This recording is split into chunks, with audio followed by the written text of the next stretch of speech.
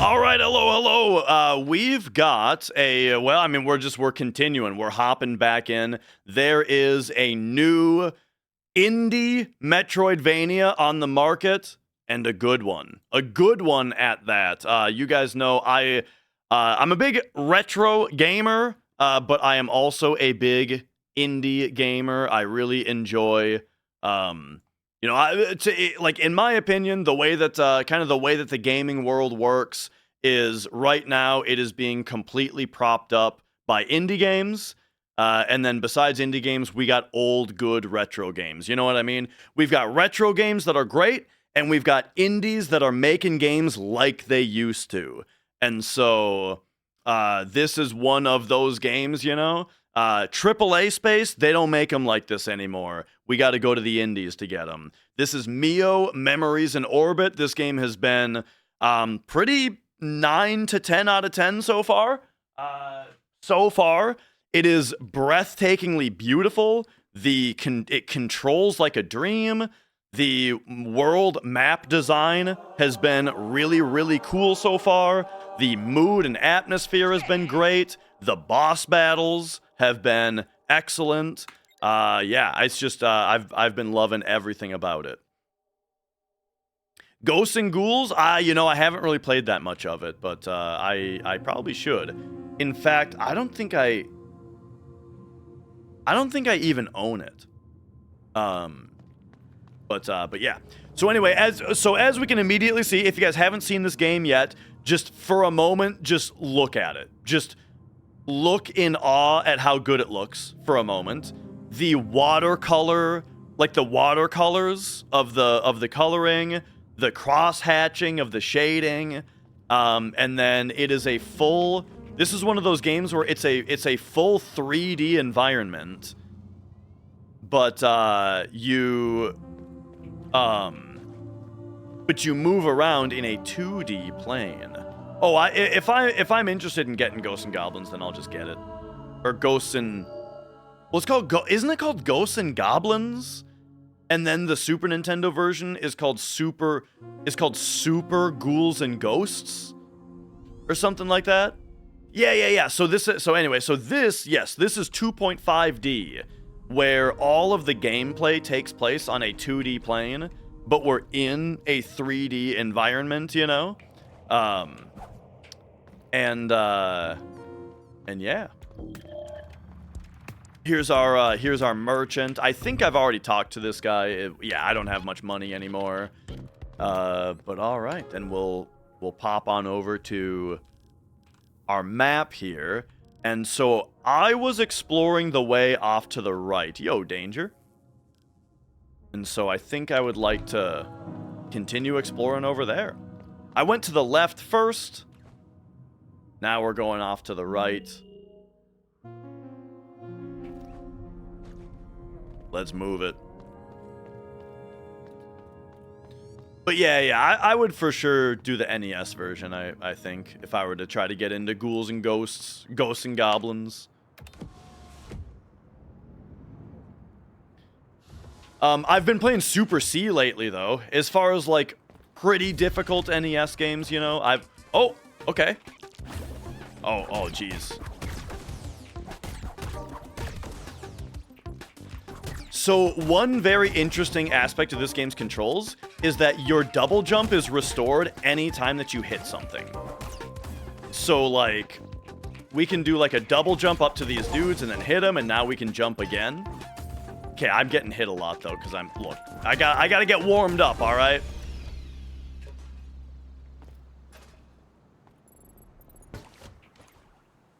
But yeah, I think that that's kind of one of the more defining characteristics of the controls. Secret! Similar to Hollow Knight at all? Yeah, I would say so for sure. In that it's a 2D Metroidvania. It has both platforming and combat. You know. And also Hollow Knight had kind of a similar thing about, like, in Hollow Knight, if you pogoed off of an enemy, it would restore your double jump. In this game, if you hit an enemy at all, it restores your double jump. And Satan Michael, thank you for subscribing. Oh, excuse me. All right. Then you're interested? Yeah. This has no loading screens. Yeah, I don't think so. That's a you know, I didn't even think about it, but yeah. No load screens. Yeah, no transitions or anything. I didn't even notice that. But you're totally right. Yeah.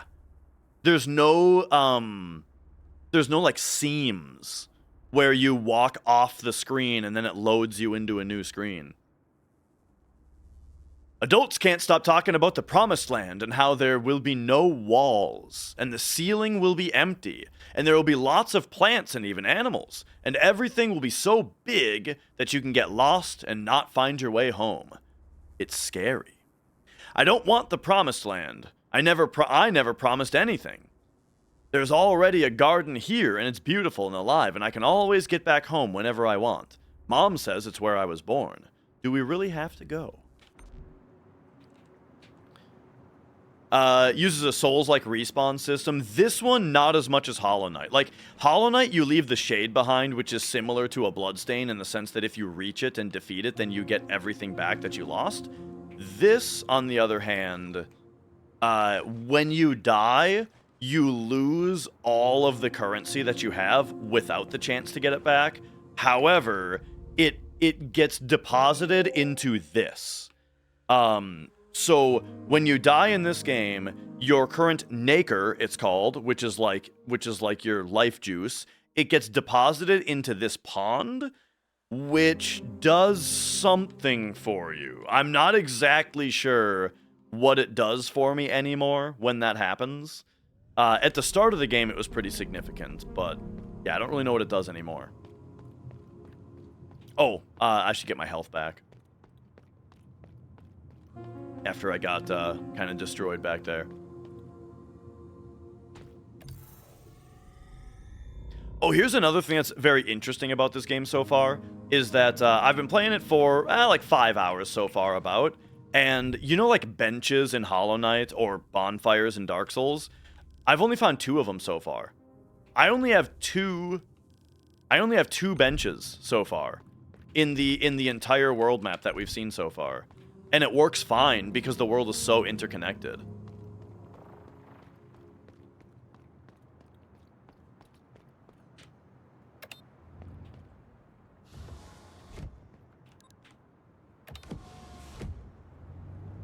Alright, so take me back up here real quick, and then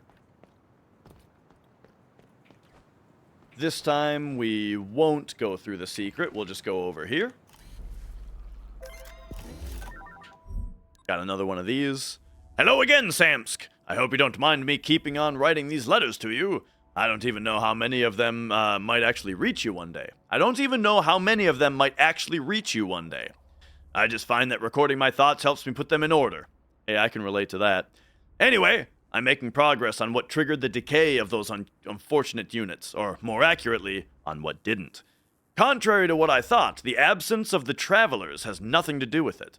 I've observed a good variety of decayed units in the ruins now. They range from workers to social pets to any role in between. Yet the personal assistants who are the closest to them, me included, even though I'm a special case, are wholly unaffected. With the travelers gone, you'd think they'd be the first to deprecate, but no, they are as chatty as ever. I find it a bit reassuring, don't you? Alright, the strange tubes usually get me something good. Still no sign of Tomo, you know? I choose to see it as a good sign. I mean, among all those ruins, I half expected to find nothing more than a broken frame. Or a broken mind. There are worse fates than death these days. Well, let's make sure neither happen to you. I'll install the perfect tool for that. Okay. Wait a second, are we gonna get the ability to heal ourselves? Because I feel like that conversation was about preventing death. But okay, here we go. So these are like the areas where we get new abilities. When the pipe dude takes us into the pipe, we kind of come into this world, and we get a new ability.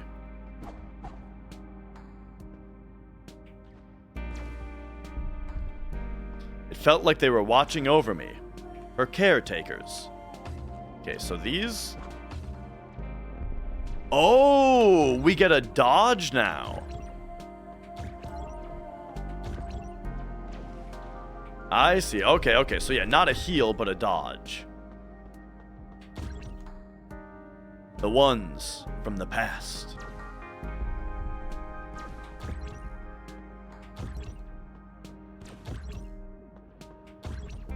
Okay, it doesn't seem like the dodge... So interesting. The dodge doesn't, like, move you. Like you kind of expect, like, an air dash to be. Instead, it's, it seems like an in-place type thing.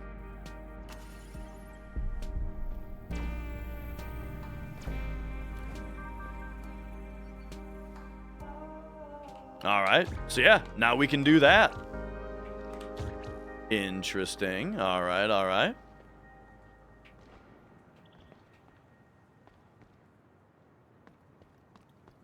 Oh yeah, sounds good, Ace.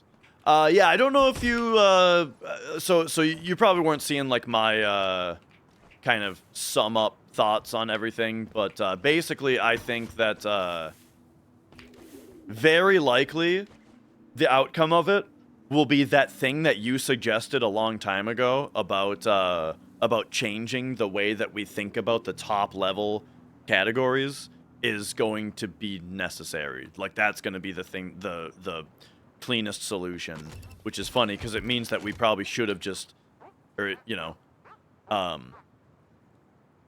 would have been nice to have just done that, something like that right away.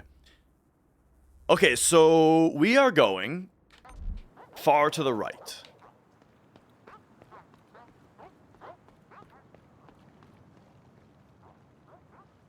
I gotta remember how to play the game real quick.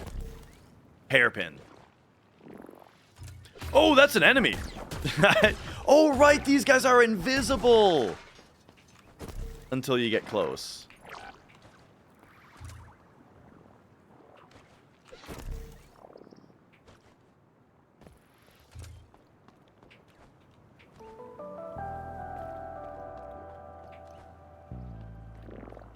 Whoop. Okay, okay.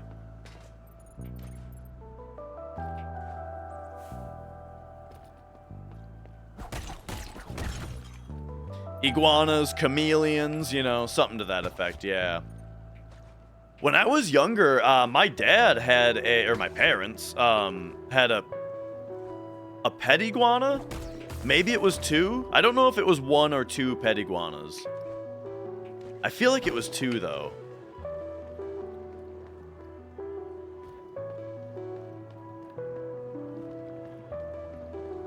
But I only remember the name of one of them. I'm pretty sure it was named Izzy.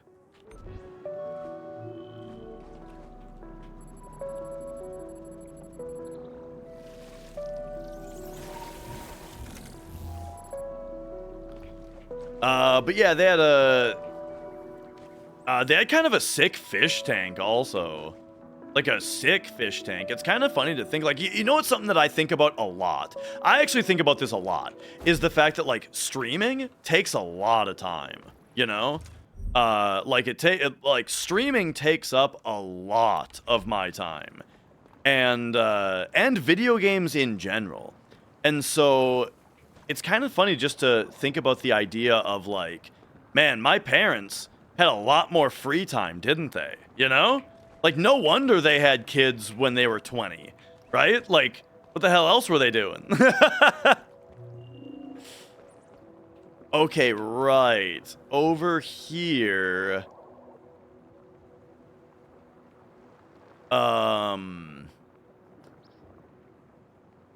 get further over here, we need to be able to cross the water here, you know? Do you know if the Microsoft Store version has the Save Crystal Goods patched? I don't know for sure. I just assume it does. Have the protests affected me at all? Not me personally. In fact, on the day, the other day, when Alex Pretty got killed, I was actually in St. Paul that, like, I had to, that was the day that I had band practice. I had to drive through St. Paul that day. But I didn't see anything. There, you know, there was nothing going on around where I was, which in hindsight, I was surprised about. Cause yeah, at that point in the day, I hadn't even heard about it. However, I did see a video the other day that was showing like a nearby protest, like what was going on nearby, and it was actually a place that was just down the street from where I used to live. So, because we bought our house over a year ago. You know, last October is when we bought our house and moved to this area. And yeah, just the other day though, I saw a video that was of a protest that was happening literally within a mile of where I used to live. So that was interesting. Just being like, oh, I know that strip mall. I go to that. I still go to that strip mall all the time because, you know, there's this one really good restaurant there. Okay, so I should have been taking notes. It's actually dumb of me not to have been taking notes so far in the game. So I'm gonna take some notes right now.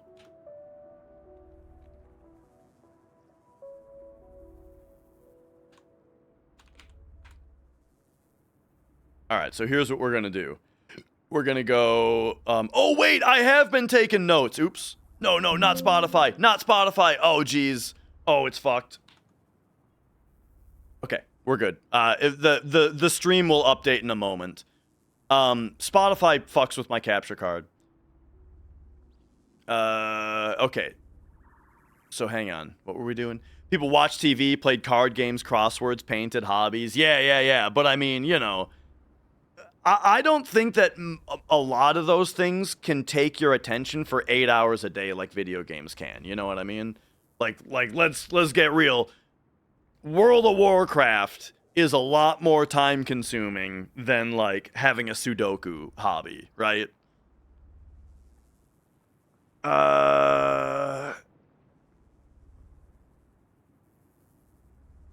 In game, there is this. Right. Okay. Look at this. I actually have been taking notes. I forgot. Okay. Haven, right of main room.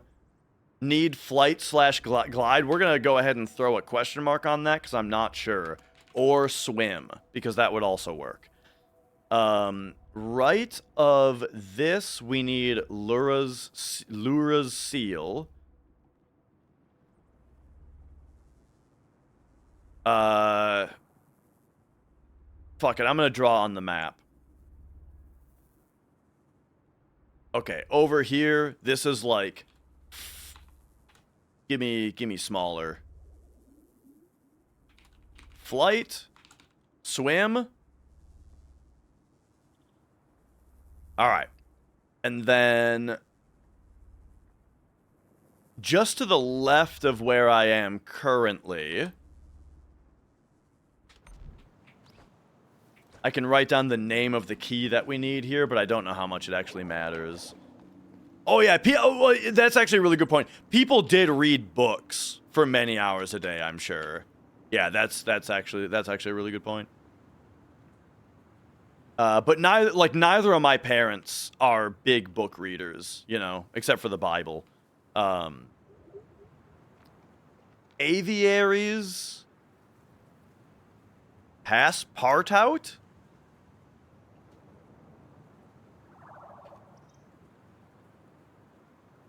Okay, right here. Aviary. I'm just going to write aviaries.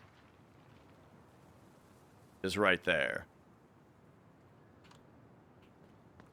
Okay.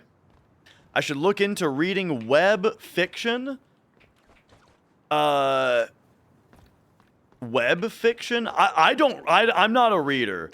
I have not read a book since grade school. I just have zero interest in reading. You know, if that makes me sound dumb, so be it. It's just how I am.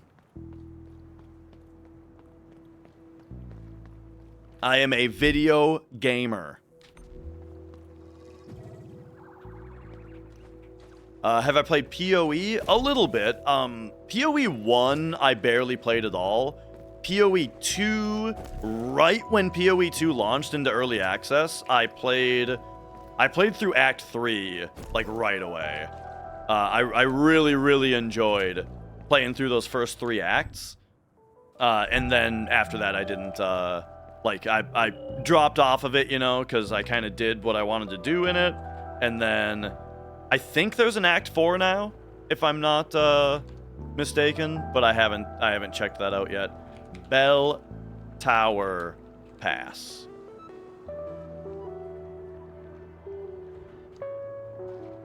Okay, and now what we saw down here. No, I'm not a Counter-Strike player. Whoa!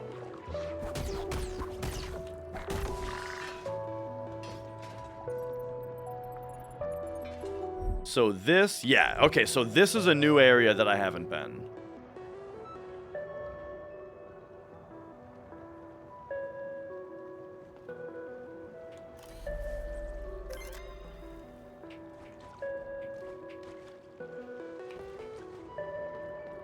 Okay, okay.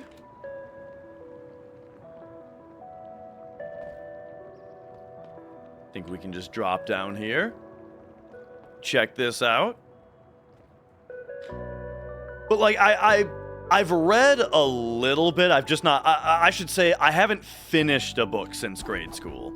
But like I did read a little bit about like Edward Snowden wrote that book, Permanent Record. I read a little bit of that. Oh, thank you. And I've been meaning to read the rest of that, but I just never read, you know? I just never sit down with a book to read. Dungeon Crawler Carl, you're like the 3rd or 4th person I've had bring that up to me. Yeah, you know, my cousin told me about it. Yeah, I was just at the family Christmas party. I talked to my cousin for a while. Same cousin that had Final Fantasy VII when I was younger. When I was younger, I had this one cousin who had Final Fantasy VII before I ever knew what it was, and I played it a little bit at his house, you know? I also played Chrono Cross at his house a little bit. That cousin, I talked to him a bit at the Christmas party, and he was telling me about Dungeon Crawler Carl. Here's what I'll tell you, though, is that I am a gamer, yes, but for the most part, I think that things that are about gaming are very cringe. Just in general. Like, I don't take video games seriously in like the way where I would think that like implementing them into a story in that kind of way would be fun. You know what I mean? Like I don't know. Maybe it's good. But selling it on the basis of it being like a story that is sort of about video games turns me away from it. Gotcha. Okay. Increases the number of modifier slots, but Naker basins stay dry.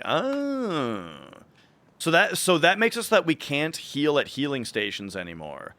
But it opens up charm slots for us. And then this is Bell Tower Station. Okay. But that's all that's down here is just that charm. Gotcha. And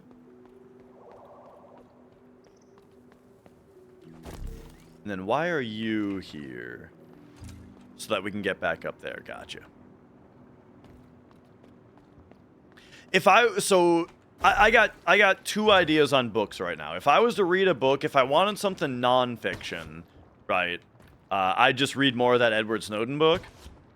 Wait a second. Can I get in here? Yeah! Look at that. Repair? Oh, this is something that we can repair? I feel like I've not seen this mechanic yet.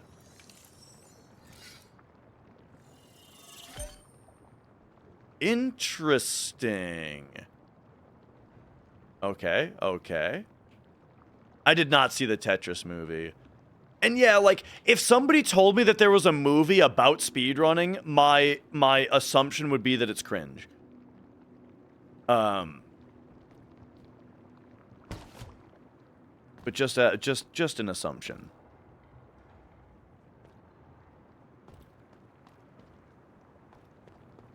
Okay, so that did something for us over on the other side. What the hell was I saying, though? Oh, yeah, right. If I was to read something fiction right now, you know what I'm interested in is that House of Leaves. Have you guys heard of this book, House of Leaves? From the very little that I know about it, that seems pretty interesting to me. Okay, and then I can't progress this way, I don't think.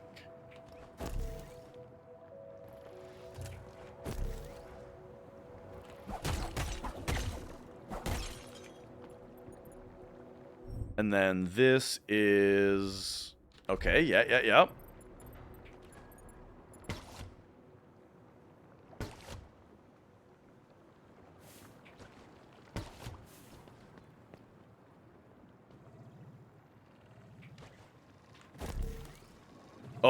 Oh, geez. Okay, I don't know where I'm going. Except, okay, yeah, that's what I'm looking for.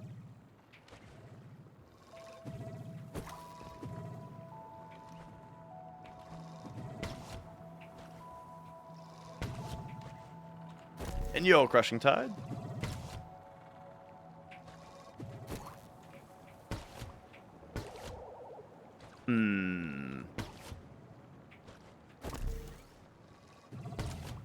Okay, what if I was to shoot this way, hit like that, and then we hit it?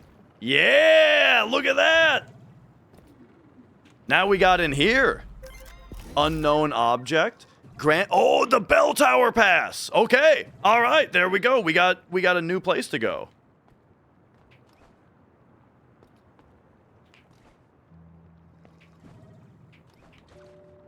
All right, this is big time. How the hell do we get out of here?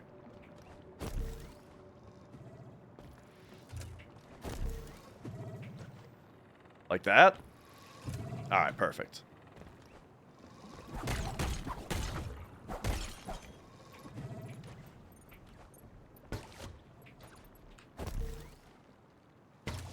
All right. Speaking of things that are like about video games, like how many of you guys saw Ready Player One?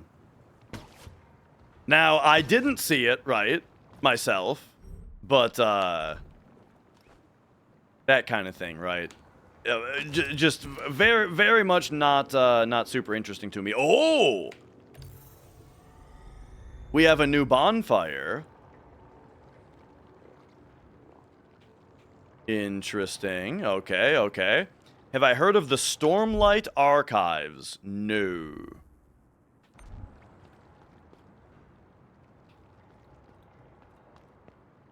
Okay, locked from the other side.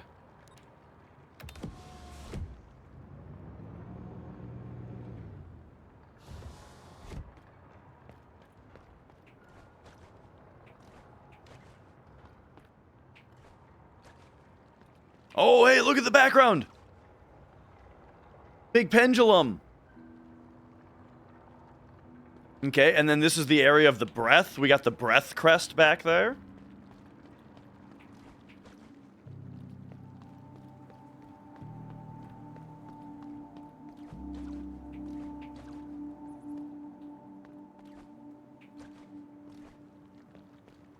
Okay. Oh, right. Gotcha, gotcha. So, are we going that way, or are we going this way first? Decisions. Oh, but yeah, with what Crushing Tide was saying, about like whether this game is very difficult. I kind of hope it is. You know, it's been a nice challenge so far. And yeah, I definitely like want to see it go harder. Like the last boss that I encountered, I beat him in, was it first try? And I felt kind of bad. I felt kind of bad that I beat it first try. I was like, man, that... Oh, okay, good. This was the right way to go. All right, modifier. After using the hairpin, the next attack will be a heavy strike that inflicts a lot more damage to enemies. That sounds neat.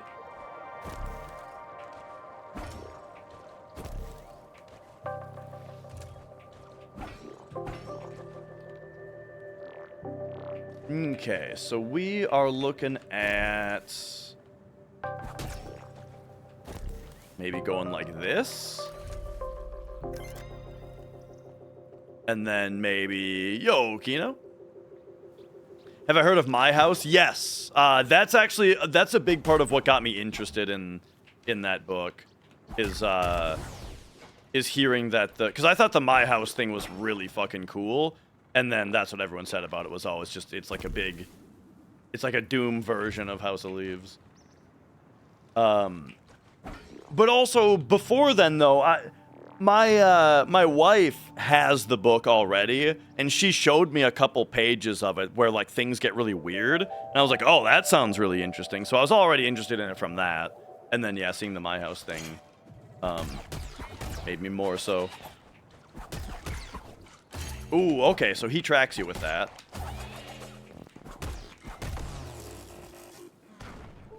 Alright, he kind of kicked my ass a little bit. I gotta remember that I have a dodge now. Also, I was maybe supposed to use him to get up there.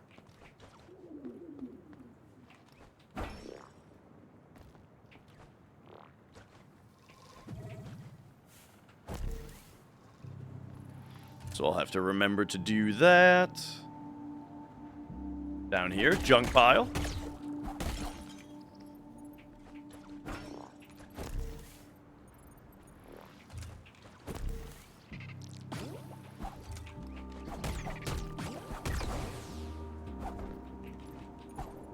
Oop.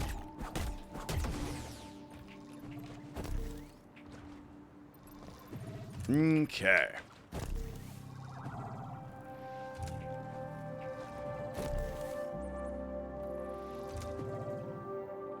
But yeah, it's funny. There was a time in well, very little.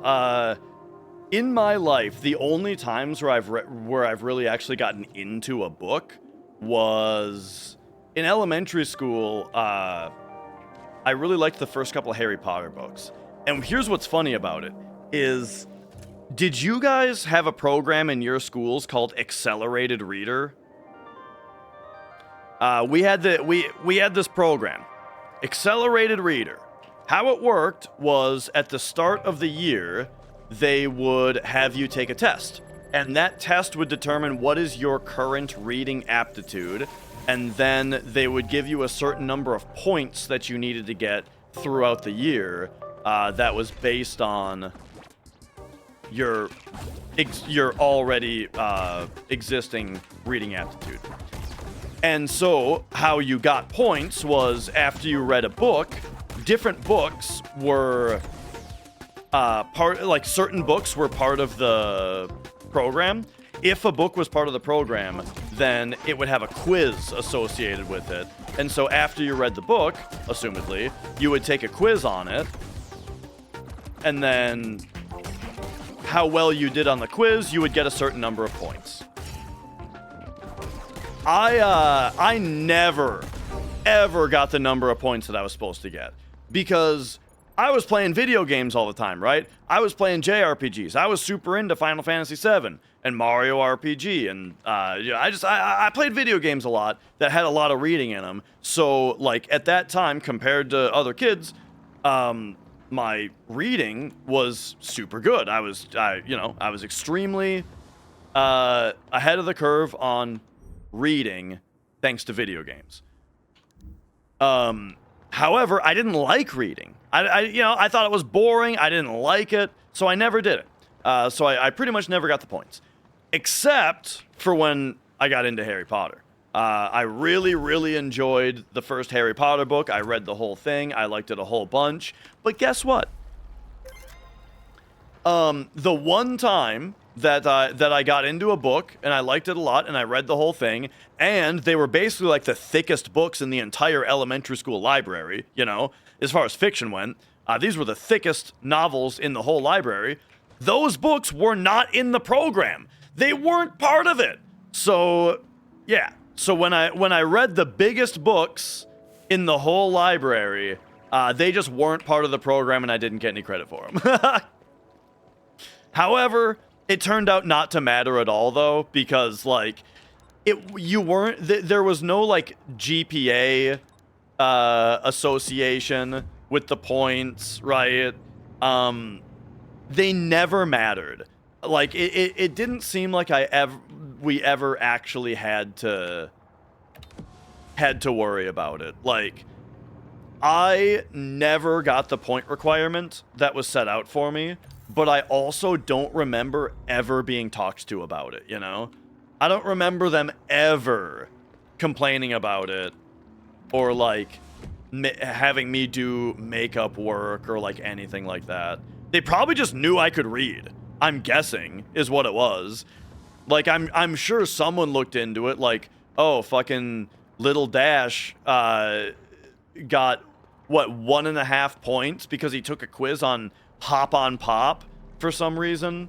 I guess we better, you know, even though he was supposed to get 50, 60 points or whatever, I guess we'll look into it a little bit. Oh, you know, shit. According to every other measurable metric, my reading is fine. So, you know, on like the actual reading tests that we take, I'm doing perfect. So, okay, I guess it's fine.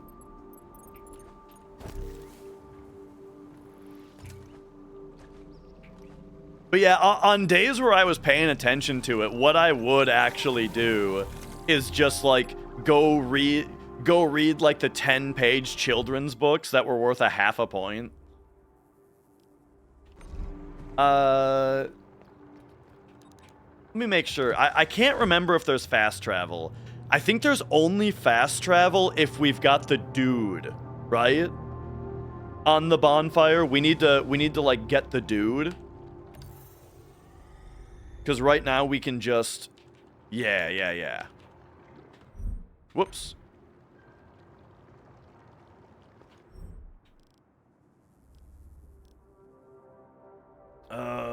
The thing is, I want to spend my money.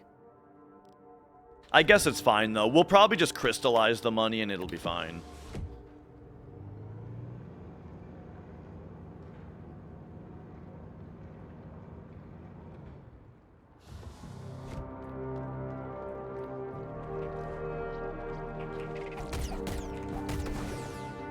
Okay, so this room... I guess I have to figure out, did I already go all the way left in here, or have I not done that? Here, let me, like, hairpin on this guy, and then... Oh! And then hit this. And then say, yes, okay, this... Oh, yeah! And then there's this dude, so hairpin on this guy. There we go. Okay, so now I got up here where I didn't get before. Here's Graham. You think we're slacking, huh? You should see the breath, then. Not a single command issued in 732 years. Not that the last one made any sense either. Not that the last one made any sense either. Let me print it for you. Everything has gone wrong. Trusting them was a mistake. I'm done doing anything for them. I used to monitor the oxygen output of the Haven. Trust me, I know when to take a breath. Okay, gotcha. So that's just a little story bit for us. Oh, you know what? I gotta learn to dodge that move. I get it now. We gotta give him one of those when he does that.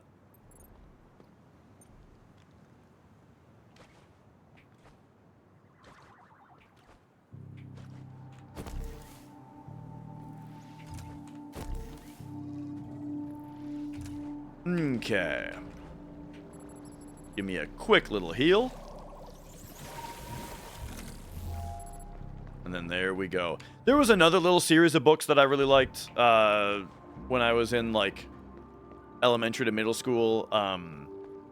They were by Patricia C. Reedy. The first one was called Dealing with Dragons. Did you guys read that book, Dealing with Dragons? I don't know how popular it was, but my 5th grade teacher read us several books, and that was one of them. This is before Cirque du Freak. And yeah, that was one of them. I really liked that book, and then it had a bunch of sequels. I think the sequel was called Talking to Dragons, and then, no, that was the 4th one. The first one was called Dealing with Dragons. The second one was called Searching for Dragons. The third one was called Flying with Dragons, and the 4th one was called Talking to Dragons. It was something like that. I might have gotten the 2nd and 3rd one mixed up. Really enjoyed those. And then, yeah, I remember reading the Cirque du Freak books as well. I read the first, like, 12, I feel like, but maybe not quite that many. Maybe it was only the first 9. I'm not sure. I read several of them, though. And for a while, I really liked them. But then I remember I read... The last one that I read was in, like, I don't know, like 10th grade or something. And at that point, I think I was... Oh, no, maybe it was even later. I think I read one of them in, like, 11th grade. And I was like, I don't know what the fuck I see in these anymore. So I didn't finish the series. And then there was a time also where, like, you know, I needed to read more books, right? You're always getting pressured to read more books in grade school. And so there was an author, Jerry Spinelli, that I read a few of his books. Those ones I wasn't particularly into, but, like, it was something, you know? Because he had that book, Maniac McGee. If you guys remember the book Maniac McGee, that was like his big hit. But then he had a book called Ringer. He had a book called There's a Girl in My Hammerlock. I don't remember the other ones. But yeah, he had a few books that I read. Oh, I have to test something, actually. I should have tested it already. Okay. So, look at this. Hands off, we go this high. Okay? But now, if I'm holding jump, we go the same height. Thank you. Oh my god, one game that knew what to do. You guys want to know something that drives me fucking crazy? It drives me crazy in games when holding the jump button makes you bounce higher, but the jump button also does this. Makes you double jump. Drives me crazy. Because it's like when I'm about to land, I want to hit jump so that I can get a big boost, right? But then that makes you double jump, and then it takes longer to land, which, like, throws off your cycle timing and that kind of thing. Nah. This game, they did it right. The game has a double jump, and so you don't have to hold the jump button to get a higher jump. I'm very appreciative of that. However, now I have to go heal because I lost a bunch of life demonstrating it.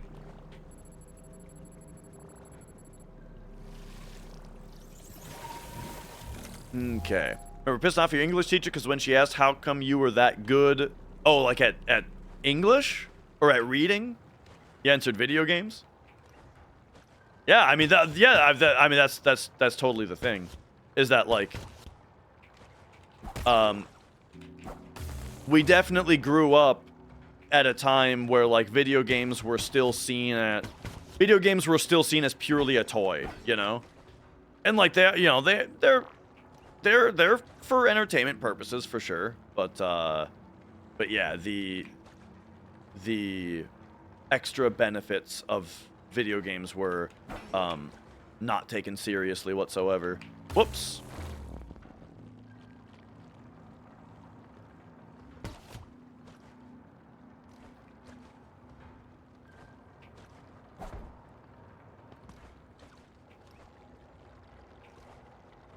I thought I could stand on that. One like interesting point of discussion just in general in like the anti-video game discourse was the idea, like this is what I heard a lot from like my parents, was the idea that video games were bad for your imagination because you don't have to imagine what you're reading on the page, right? When you read a book, you have to imagine what they're describing. And that's good for your brain, for your imagination. And as a kid, I was like, fuck that. I think my imagination is just fine as a video game player. But what's really funny is that I feel like I use the same exact argument to explain why I think retro games are better, though. I make the same fucking argument now, except when I'm making the argument, it's that I like 8-bit graphics, you know? Or why I don't like voice acting, right? And that kind of thing. A thoughtfully woven text file addressed to one unit in particular. Or addressed. Do you remember, Samsk? It's you who told me that the bell tower was even older than the vessel. It's one of the rare relics that the travelers took with them when they embarked, to remind them of their homeworld. You wouldn't stop gushing about the craftsmanship and attention to details that they poured into their work. Today, as I stand in its shadow, I can only agree. The travelers were more than just engineers. They knew how to build sturdy and durable structures. Yes, they had to if they wished to cross the stars. But they also knew how to make it beautiful and welcoming. And it permeates through all their creations. I just have to look at the vessel herself to realize that. Oops, I'm trying to scroll here. Right, scroll wheel. I came here to uncover some deep secrets about the traveler's crafting, hoping to find more hints about our inner working. Instead, what I learn is that we were cared for, deeply and unconditionally. I miss them. Tomo. You're in 7th grade, played a ton of RPGs like Chrono Trigger, Mario RPG, and then you had a college level reading. Yeah, that was the same exact like experience that I had. Was that in middle school, I got college scores on my reading and writing.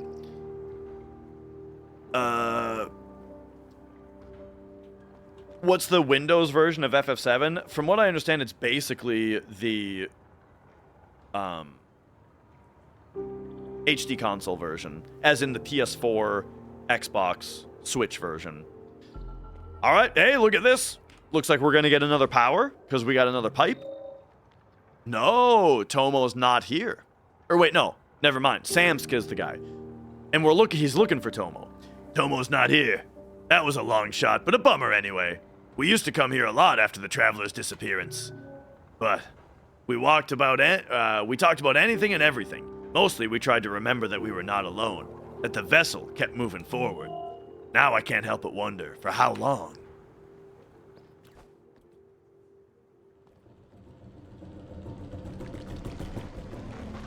Oh, here we go. All right, new ability time? Ah, yes. A glide. There it is. Oh, and it uses the same energy. It uses the same energy that that the hairpin does.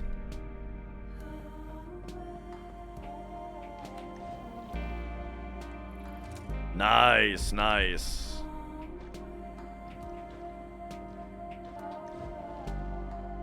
So yeah, this should get us across that water.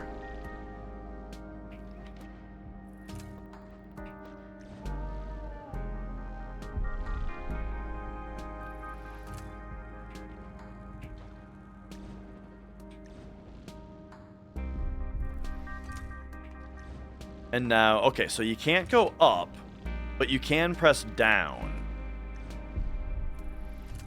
So it's like you can either release and repress. Oh! Okay. Once you just tap glide, your energy just starts going down. Gotcha. So you can't preserve energy by tapping the glide.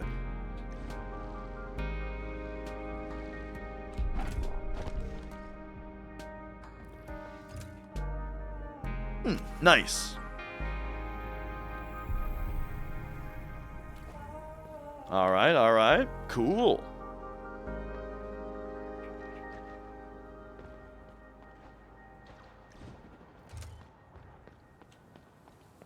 So now that's going to be how we yeah, that's going to be how we get back down here.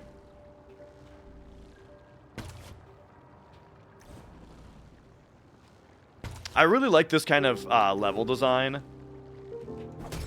where it's like, that means that, like, this particular sequence had to be designed in a way where you can get up it without the glide, and then you require the glide to get down, you know? I always really like level design where you have to go through it in both directions. Uh-oh.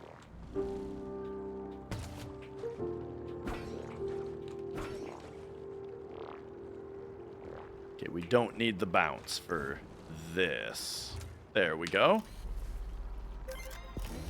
What do we got? Ah, another piece of heart. Wait a second. It says you currently carry... Oh, because it just upgraded. Gotcha. Yeah.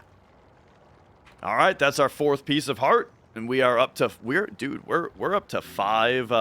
Yeah, see you later, Danger. We are up to 5 health pips now, dude. That's pretty great. Hell yeah. I feel like I'm invincible now.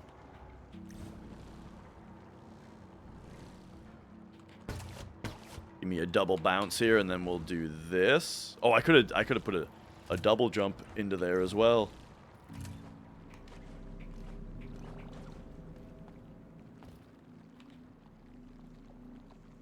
Have I been down here yet?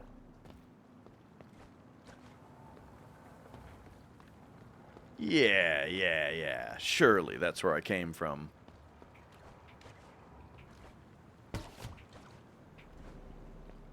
Ah, but we couldn't get over here before.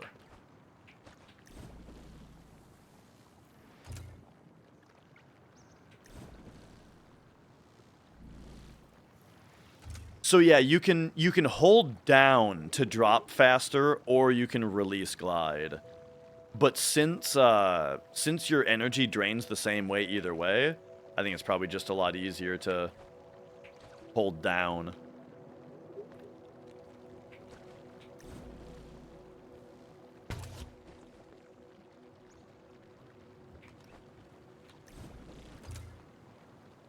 Okay, nice.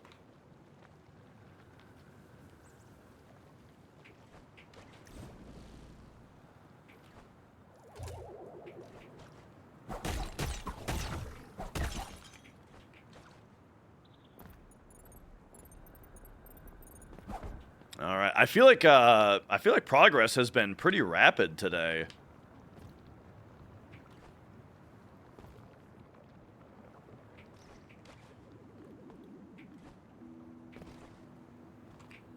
As far as getting new abilities and everything. I can't even remember what the thing that we got before the glide was.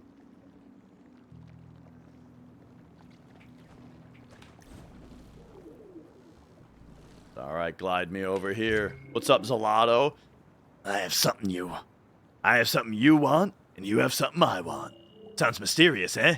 I heard a traveler say this once. I've always wanted to try to do the same since then. Oh, buy mysterious item for 10,000? Alright, I'm gonna have to write that down once I see the map. Oh, and here's a crystallizer. Perfect. Crystallize me, Captain.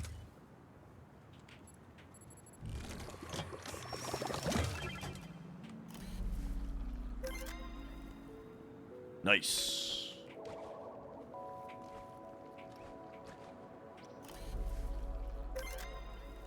And then 480 crystallized? Dang, now we've got 10% of what that guy is selling right now.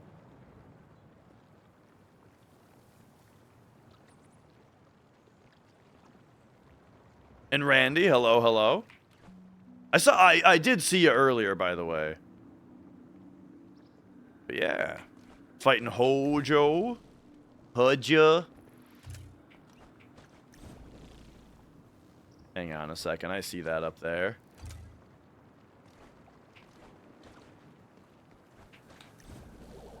Oh, yeah.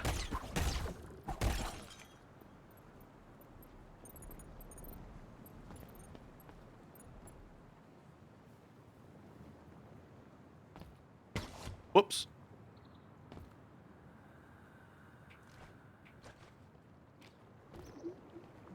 Hey, let me ask you something. Do cheeseburgers ever come out your blowhole?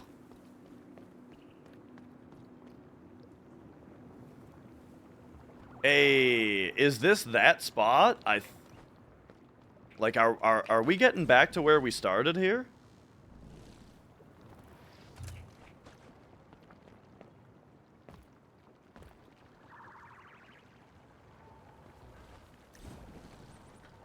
Whew, hello.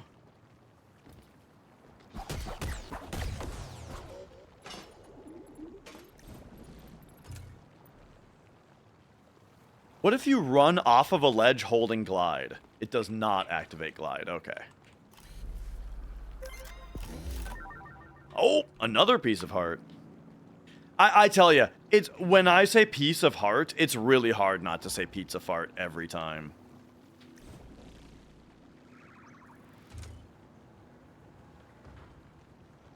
But you know, you gotta sprinkle them in tactically.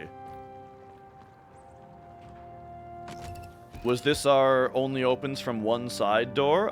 Yes, it was. All right, all right.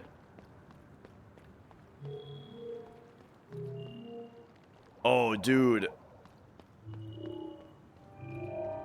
Firstly, oh, hello. Who's this now? Janice! Janice! Ain't there some other Metroidvania that came out last year, or did everyone forget about it? Are you talking about Ender Magnolia? Because I 100%ed that shit. But yeah, that came out about exactly 1 year ago, and it was awesome. And yes, everyone did forget about it. When we, you know, when everyone. Oh, the one. No, yeah. The one that everybody actually forgot. Right, this one.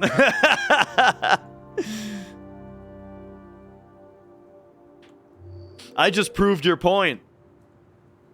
By decree of the breath, the greenhouse is shut. Entry is forbidden to all. I can make no exception, not even for a keeper. The breath has an important duty and is not to be disturbed.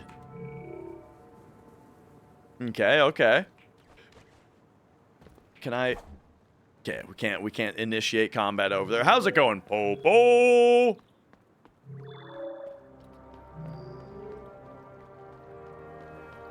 Good to see you. Hope you're doing well. Hope Duck is well. Hope Big Bubba's doing well.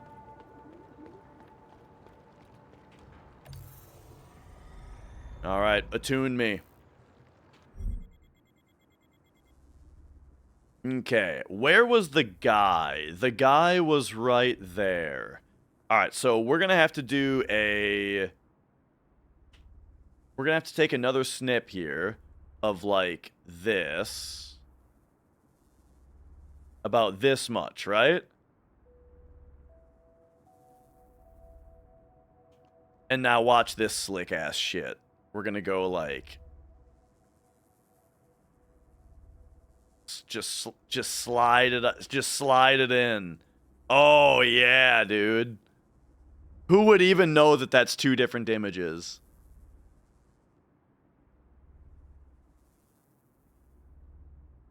Okay, and then right here, we have...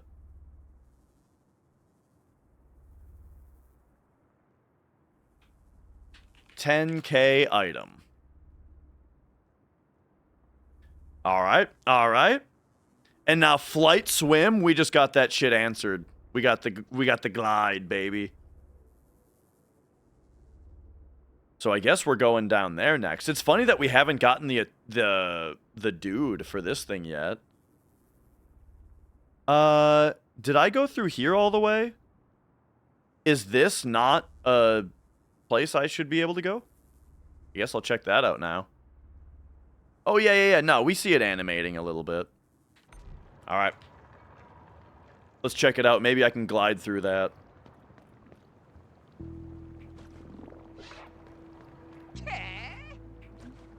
Ah, yeah, it is. Totally. Boom. There we go. Now we're in. This game rules, by the way, Popo. And anyone else. I'm having a blast with it.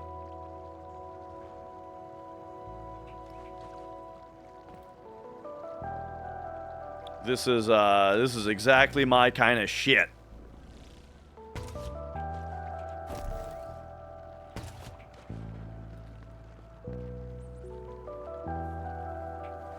Good fluid movement, cool world to explore, awesome boss fights. Yo, I'll talk no game. Gorgeous art style.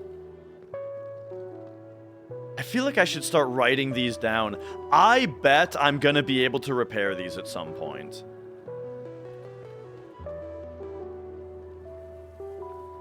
But I'm gonna make the choice right now to once again not write that guy where that guy is down. And then just you wait. At some point later, I'm gonna be complaining about the fact that I never wrote any of them down.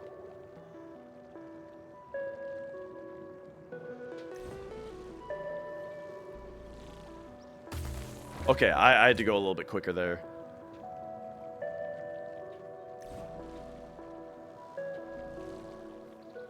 Oh, that's a hit me, not a bounce me.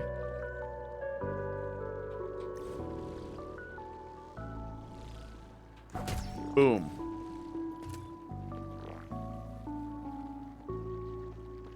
Okay. Game also controls like a dream on keyboard, which I love as well. You know, what games don't control like a dream on keyboard? Some games have like some analog input, such as Bloodstained.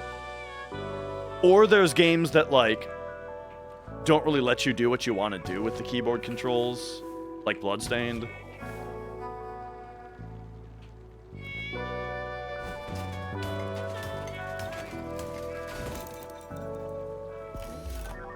Alright. We got 4 old cores now, dude.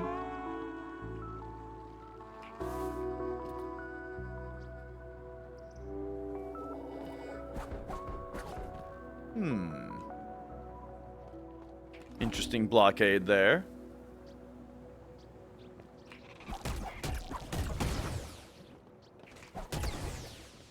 Alright.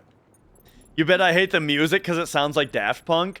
I'll say some of the music is top tier, really awesome, perfectly moody, I love it. Some of the music sounds like it doesn't, I feel like it doesn't fit as much.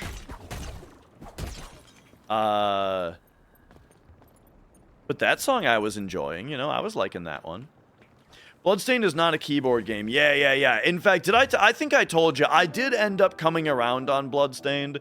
I did not like Bloodstained at all at first, and I gave it like 3 tries and hated it every time until finally I played it on Steam Deck. When I played Bloodstained Ritual of the Night on Steam Deck, that's when it clicked for me, and I really enjoyed it. It just needed to be a handheld game, it turned out.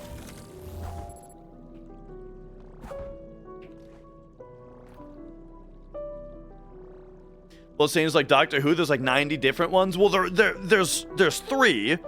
One of them is Ritual of the Night, that's the one to play if you want Symphony of the Night. And then there's Curse of the Moon 1 and 2.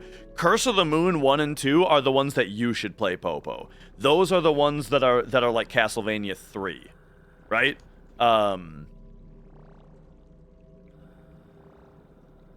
We'll bring it up for 2 seconds here. So yeah, This is the one that's like, we wanted to make another Symphony of the Night, but it's going to be 3D and ugly. And then, but while they were making Ritual of the Night, as a fucking Kickstarter stretch goal, they were like, we'll make an 8-bit style prequel. And so they made the 8-bit style prequel, Curse of the Moon, and it's a classic Castlevania style. It's a lot more like Castlevania 3, and it's way fucking better than Ritual of the Night. It's funny. They made this as a stretch goal from the Kickstarter, and it's way better. This game totally kicks ass. If you're into classic Castlevania, this is an absolute must play. And then it has a sequel also that's also really good. Ritual of the Night is dope. Again, I ended up coming around on Ritual of the Night. I did like Ritual of the Night when I played it on Steam Deck, you know? I enjoyed it as a Steam Deck game, but overall, I got a lot of problems with it. But, you know, it's alright. Ritual of the Night, here's the weird thing about it, is the fact that the game took them like 10 years to make it, and it still felt super rushed, you know? Like it feels like a super rushed game, even though it was delayed a million times. And it clearly, to me, it clearly seems like a case of we promised way too much on the Kickstarter, and so we don't have enough time to implement all of this stuff. And so a lot of the implementations are going to be extremely minimal. Like, for example, the side quests to kill the monsters, right?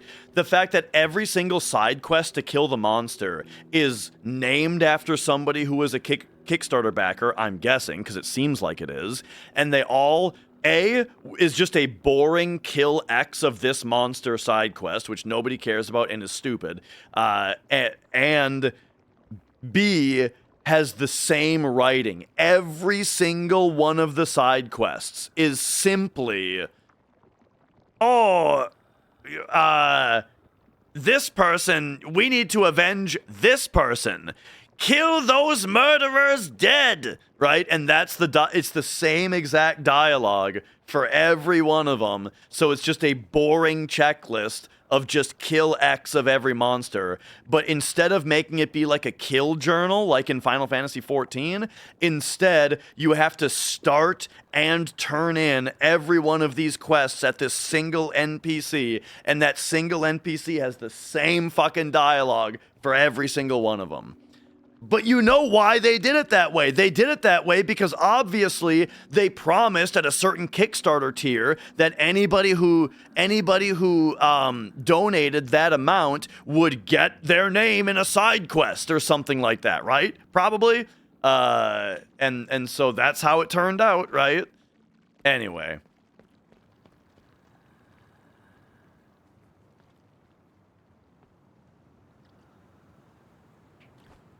But yeah, as a handheld Steam Deck game though, really enjoyed it.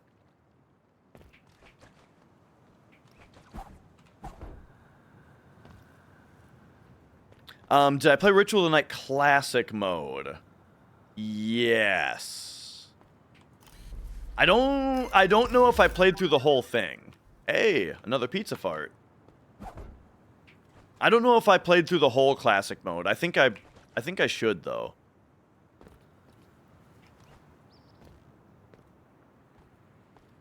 Because, right, I totally forgot that existed.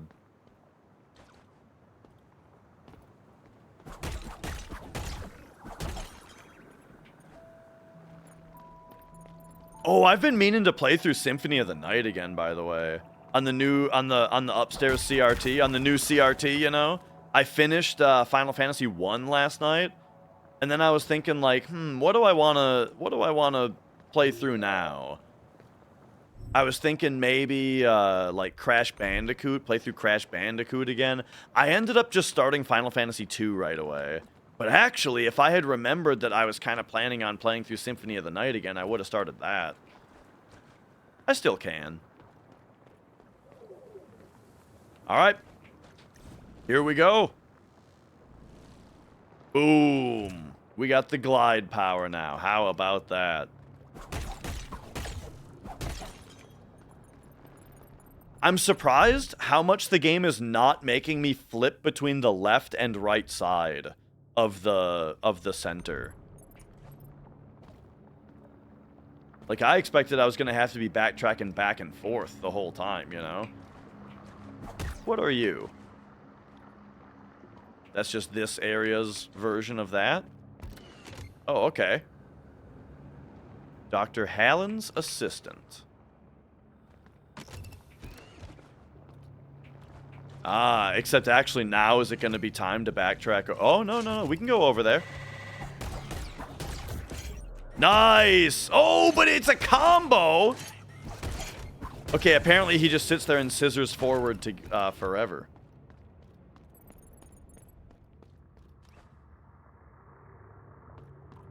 Oh. Look at that.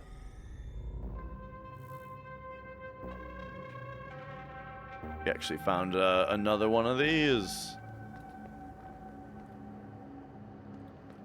You can dive kick without double jump if you transform from wolf into human. You know, it's been long enough. I don't even know what the hell that means.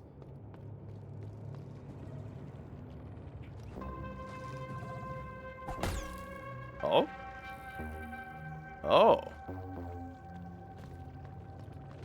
Okay, we're getting into danger territory now.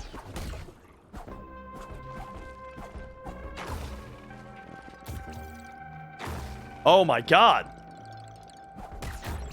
There we go.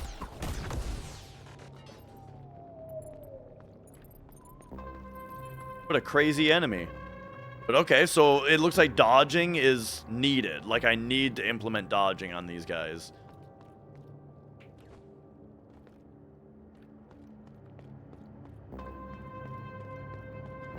Where are we sitting for money? I got 200 in the pocket.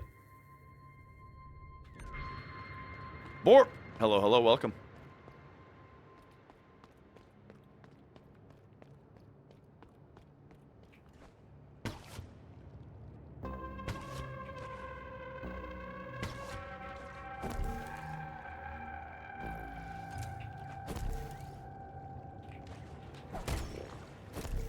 I kind of feel like going back and sitting down again to get my health back.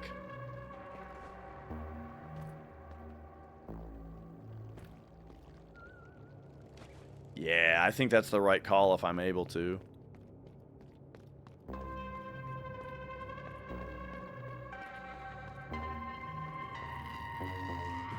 I like the music here a lot.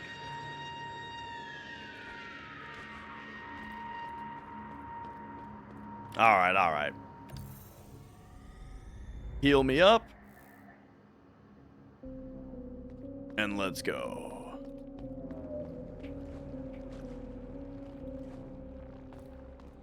Alright, this guy's back. Oh my god, dude. Okay, so when you can see the bud of the flower, you have to dodge. But then I think you also have to watch out for the glint on the enemy itself for when it does an attack. But I'm not sure if the flower has a giveaway on that part. But okay.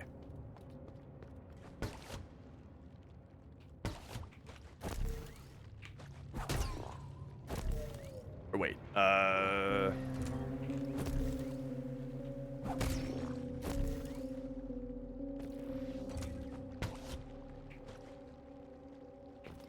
so this is either go to the right and bounce, or go to the left and whack. Okay.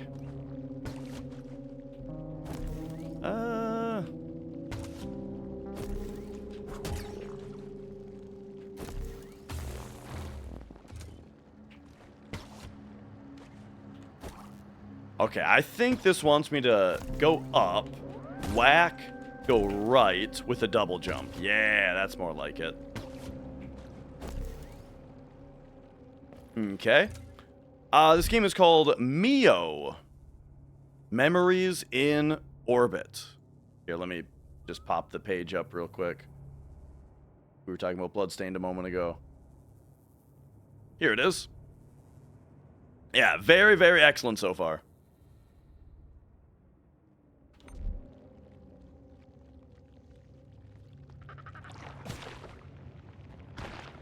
Okay, gotcha, gotcha.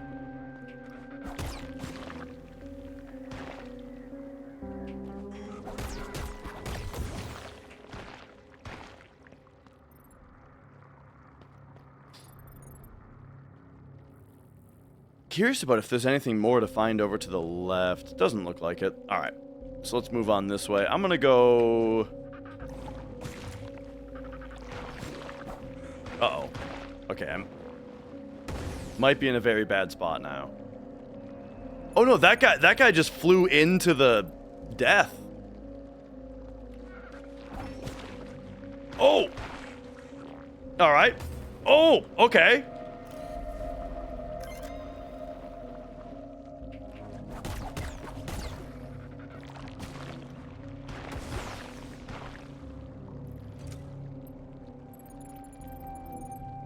Alright, alright. Unloosing tuna, hello, hello. Okay, just going a little slowly here. So we can pop up like that. Do one of those, do one of those, do one of these. Okay, okay.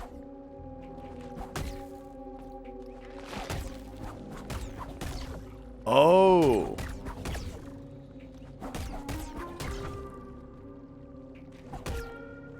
Okay, so these are a thing that you can hit, but then they also... Okay, got it, got it. So they're like one of the energy replenishers, but they're also a trap.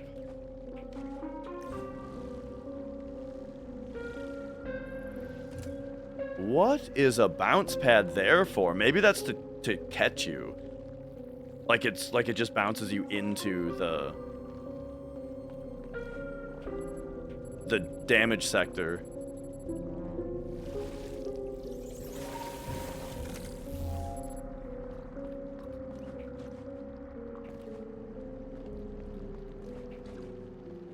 Okay, okay.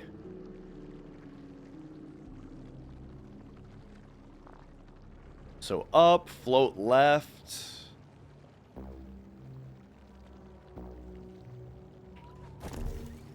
Oh, but you can't float after you've hairpinned.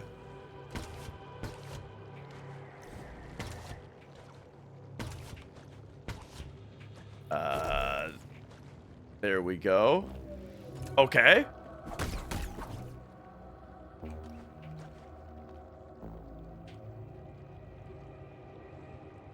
Reboot Alice? Was she some kind of wooden robot?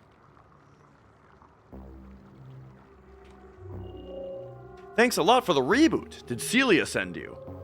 That's just like her, worrying too much about me and not enough about herself. Well, in that case, I suppose she was right. I came here to try to open a way to the greenhouse, but there's a huge beast guarding it. I didn't stand a chance, so I tried to run away. Seems I didn't make it very far. Oh well, at least I'm alive. Okay.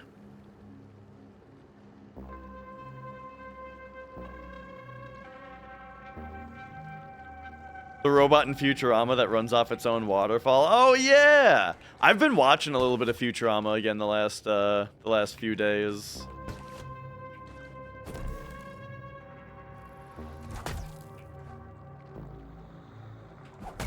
I wanted to watch the one where Fry meets the mermaid. And then that put me into a whole... Whoa!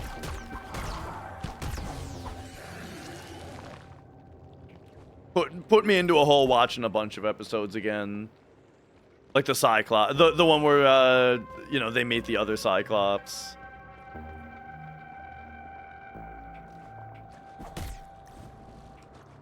Okay, so. I think what we want to do here is double jump like that and then glide. Makes sense. Oh!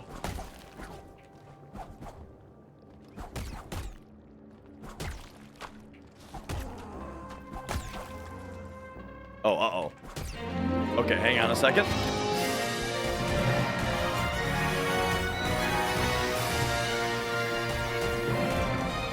Okay, okay. Monkeyed Momo, thank you for subscribing. I'm having definitely having a lot more trouble with the enemies here. All right, what do we got here? We got a door to open. Is this somewhere I've been before? There's another elevator here. Anytime you find a door and you can immediately open it, it's suspicious. It's like,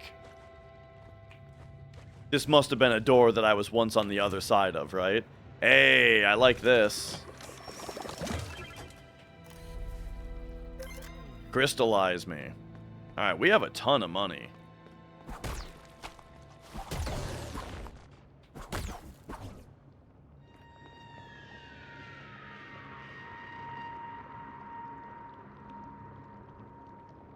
Okay, what's the game plan here? Glide to there, bounce off that guy, double jump, hit that thing, and glide. So, like, glide over here, bounce off you, double jump, hit that, glide. Double jump, hit that, glide, hit that. Ay, ay, ay. Okay, this is a little bit more complicated than I was thinking. Now, you can glide and then double jump, right? You sure can. Okay.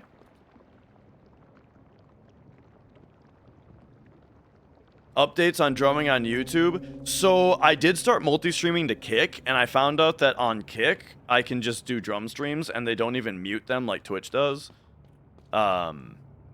So, if you want to see the VODs of the drum stream, then go over to the Kick channel, I guess.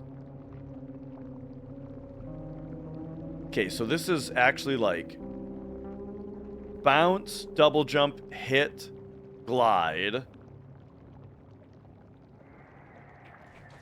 Right?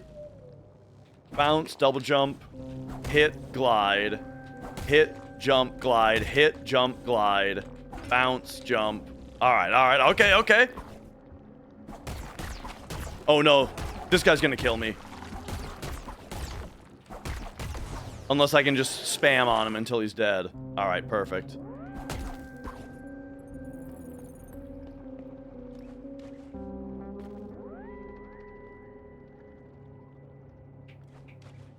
Yeah, no progress on the YouTube side of things yet.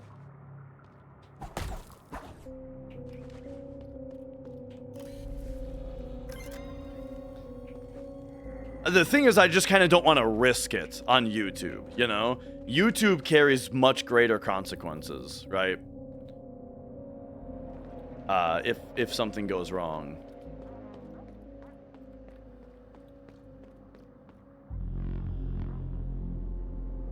Oh.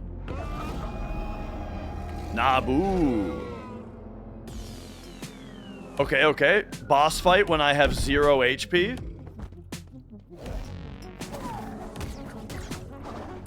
Those are definitely coming down. Yep.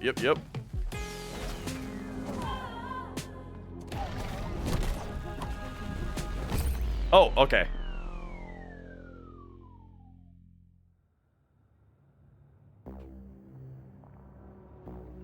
Man, I kind of just want to save up the 10,000 for the $10,000 item now. Okay, so where even was yeah,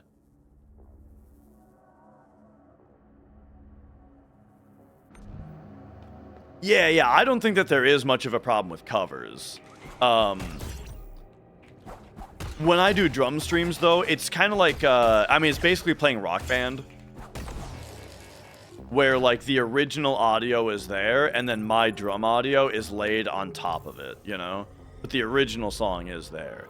Now, as far as, like, whether it's actually fair use, I think it absolutely is, in that it doesn't create a market replacement for the original song, because absolutely nobody who wants to listen to a song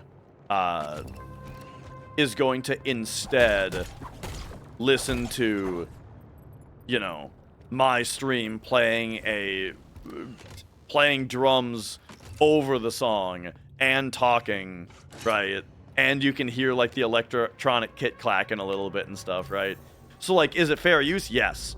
Does that make it not a big pain in the ass on YouTube and a risk on YouTube? No, I don't think so. You know, if you were to get DMCA struck, it would just delete your channel. You know, no matter how fair the use is. Like, it's been difficult enough to deal with Google just getting monetization working on the channel, you know? Like, okay, so there was the whole thing with my shortened name versus my full legal name. The fact that my shortened name is what's verified on Google, so when that didn't match my tax documents, they wouldn't turn on monetization for me. You know what I mean?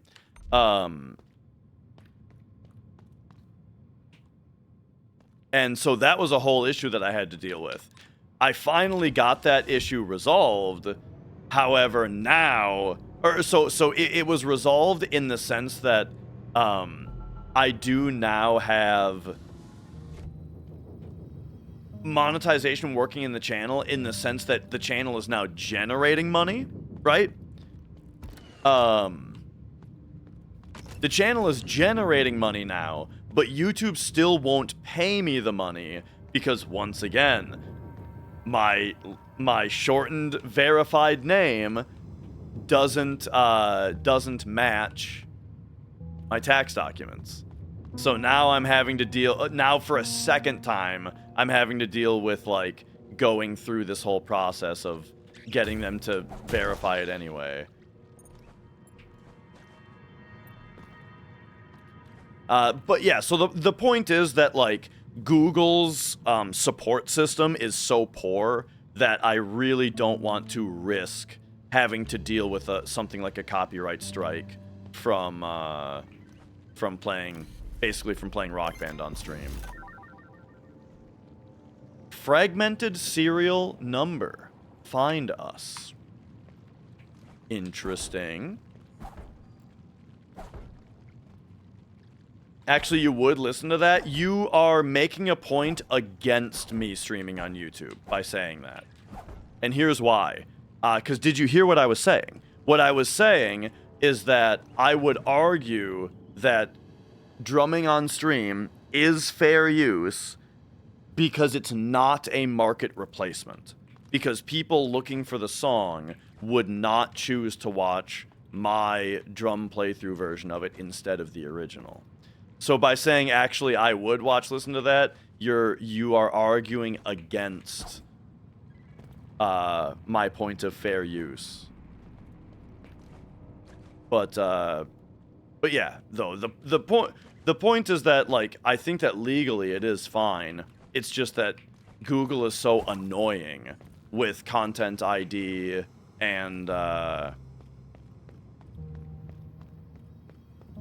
copyright strikes and such that I don't want to have to deal with it when even just the basic functionalities of the channel, like AdSense, have been so annoying to get going. This game is called MIO, Memories in Orbit.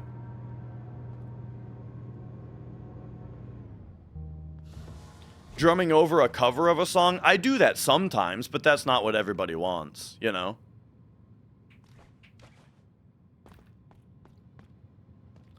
Watching me is a different experience. Yeah, that's what I'm saying. That's why I said that that I would consider it to, yes, be fair use. Like, look, okay, I can't say it any more clearly.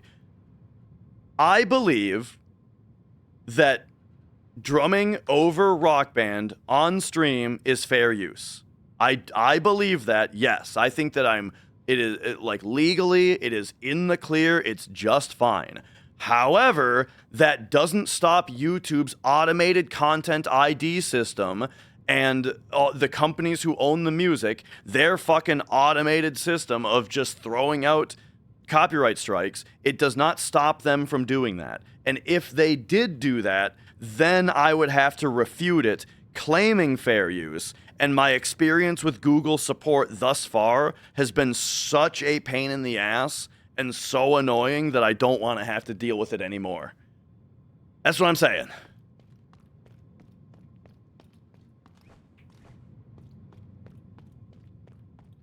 So when I do drum streams, they're on Twitch.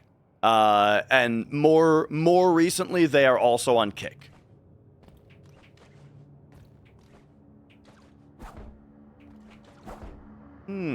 We have a area up here. So yeah, I'm already providing them on 2 different platforms, so hopefully that's enough.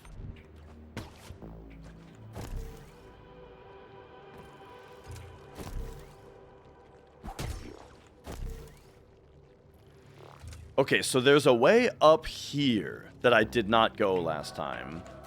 And I would like to check this out. Oh, it's one of these. Okay, nice. All right. I'm kind of getting the dodge pattern down on that and such. And then what is this? We got a jiggly force field.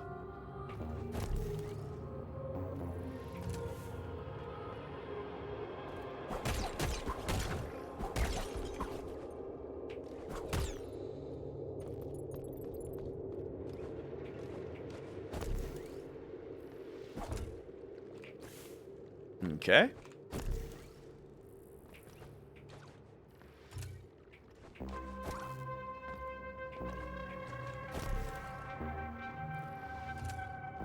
And now this just looped me up to where I have already been.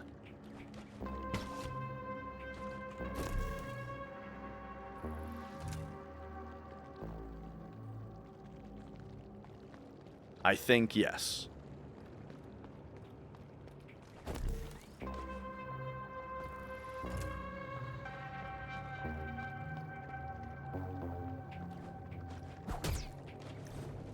All right, so we are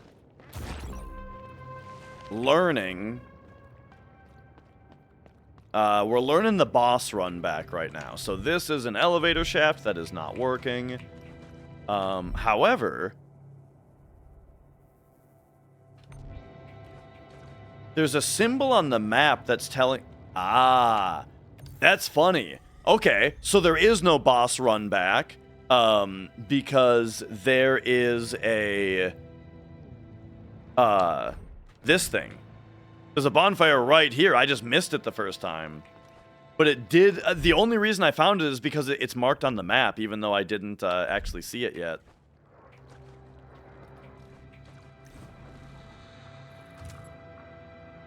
And then, as usual, it's very nice for them to put a crystallizer in front of the boss, so we don't actually lose any of our souls. Oh, yeah! So, like, when I was talking about the currency earlier, I mentioned earlier that in this game, when you die, you lose your Naker, and you don't have a chance to get it back. Well, the thing that I neglected to mention is that there are 2 different forms. You only lose your liquid Naker. The crystallized, however, you do get to keep. And when you find a crystallizer, one of these guys, which there are plenty of, it converts all of your liquid into crystal without any penalty.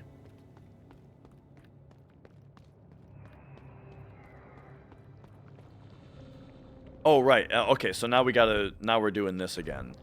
So, I feel like I gotta just learn to just,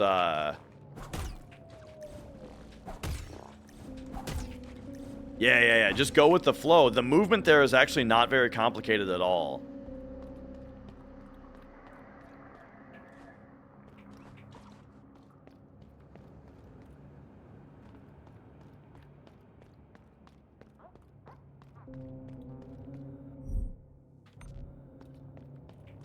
But I do wonder if there's any even shorter shortcut. Probably not, but, you know. Last boss fight, it seemed like there were multiple shortcuts to it. Alright, here we go. Boss me, baby.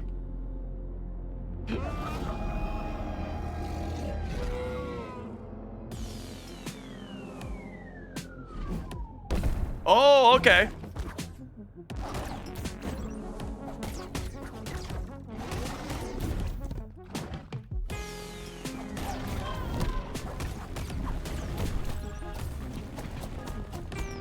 Gotcha. Gotcha. Okay.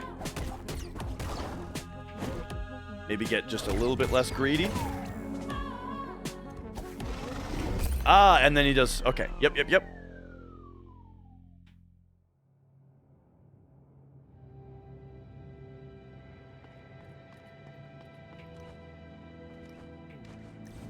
Alright. I got kind of rocked there. Yeah, I've played Super Metroid on stream. I've actually played through every Metroid game on stream, I want to say. And then one time I did a randomizer of Super Metroid as well.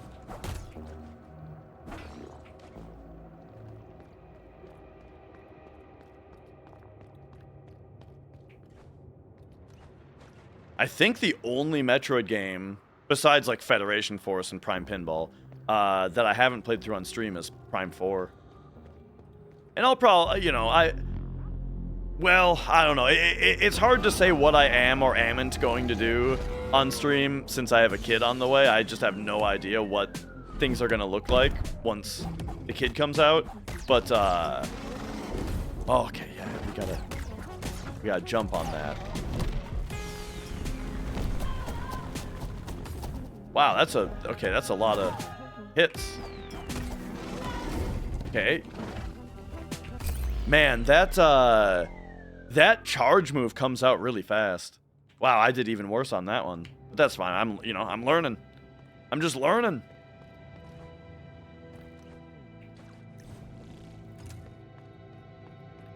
But yeah, love Super Metroid. Last time I played through it was, I keep talking about this new CRT that I got. It's my favorite thing to talk about. And when I got it, the first thing I did was replay Super Metroid on it. Yeah, I'm going in with one fewer life this time because I am dumb and I didn't take one of my double jumps there. Yeah. Let me check if the command for the archive works. I mean, hang on. Firstly, let's see how old it is. So here's my stream archive. And here's Super Metroid. Let's see. This is probably multiple playthroughs.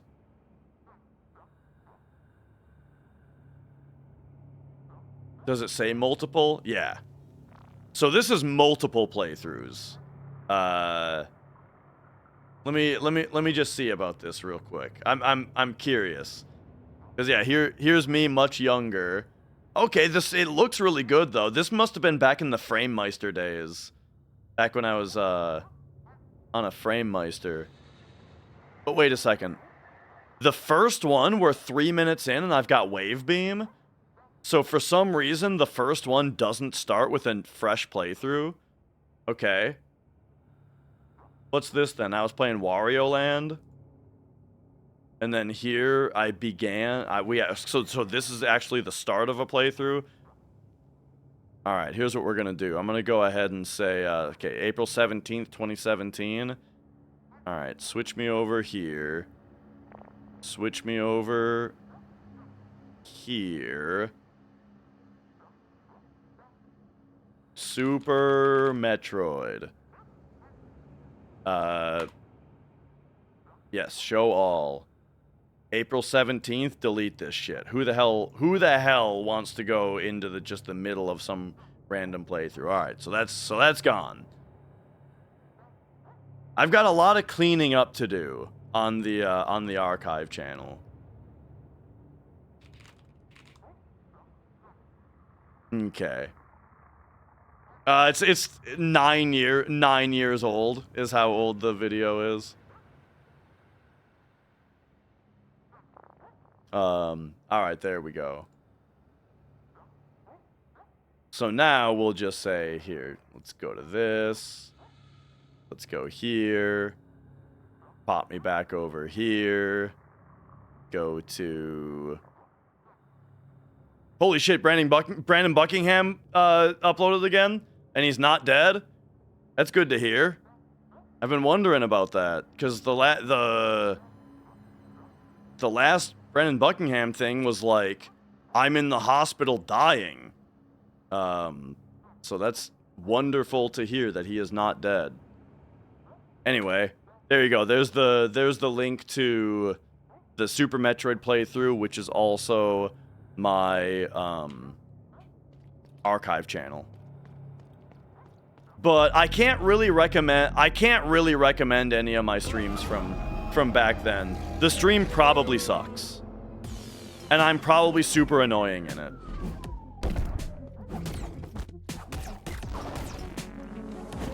Whoa.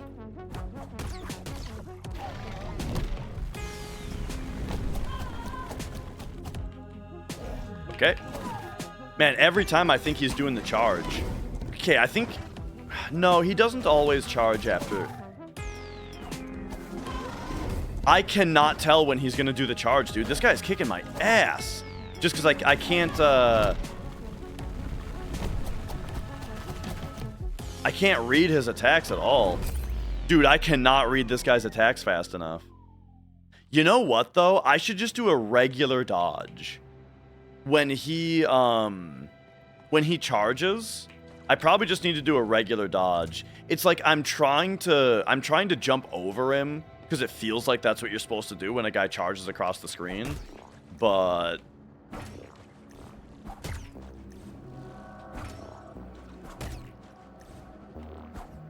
oops, oh my gosh. I was supposed to do a jump or a attack down there.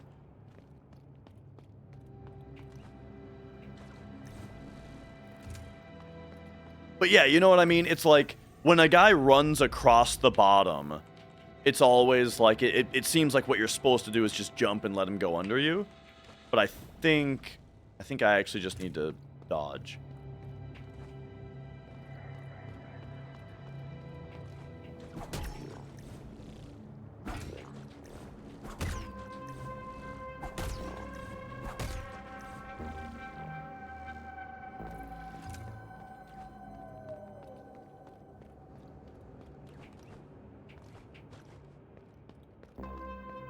All right, put me back in. Let's go.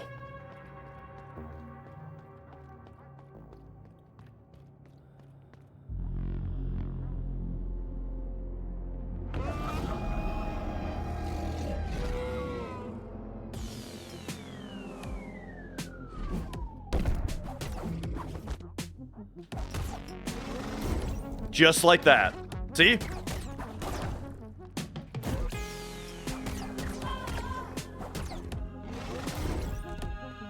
That's what I'm talking about. Oh, I dodged way too early there, but that's fine, because I was also out of range.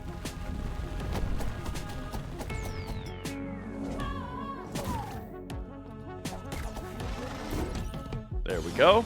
And now probably jump over these guys.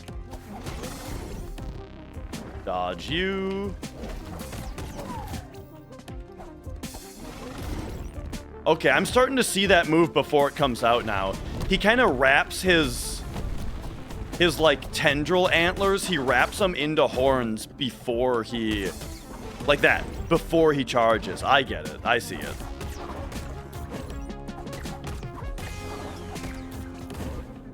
Ooh, okay.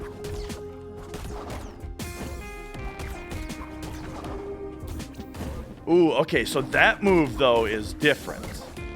That move kind of looks like the charge, but then it's not.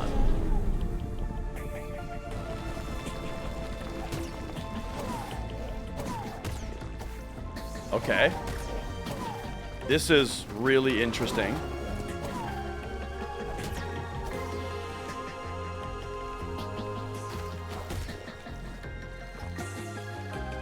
Okay, that's cool.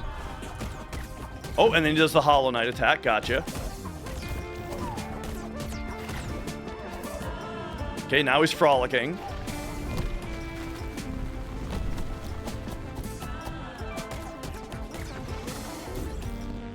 Nice. Oh, that move has more of a delay on it. Okay. Probably stay away from him when he's doing this, maybe?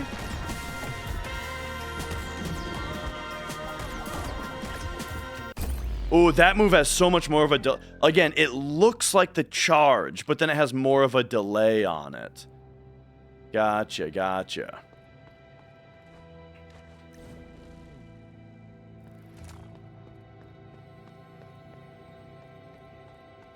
Okay, okay.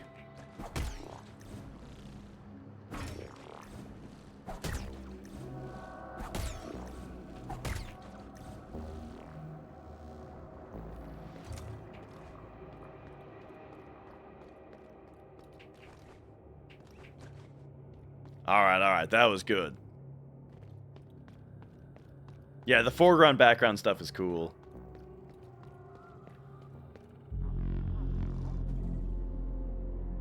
All right, let's do it.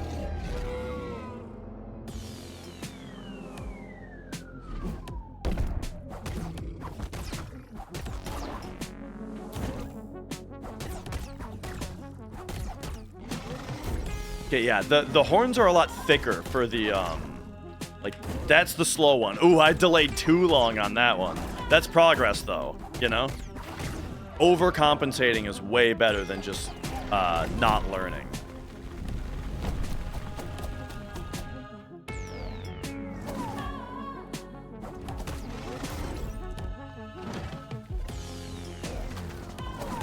The little kind of reminds me of Leprous. You guys ever listen to Leprous?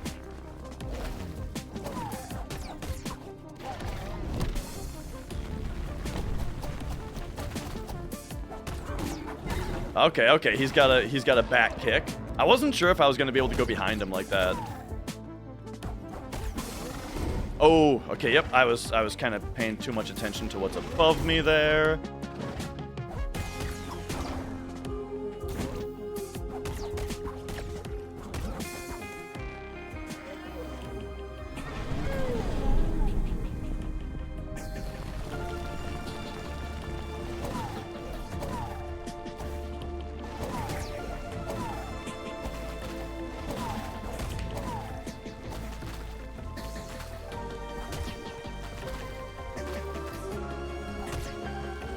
What a fun attack.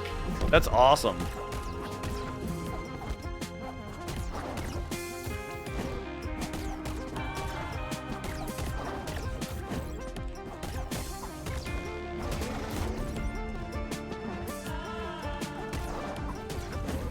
Whoop. He got me with that one again. Wait a second. I think his antlers go the complete opposite way that way than they do with the charge. Like I said that they're thicker on the charge, but they might also just go the other direction. Whoa! Oh my gosh.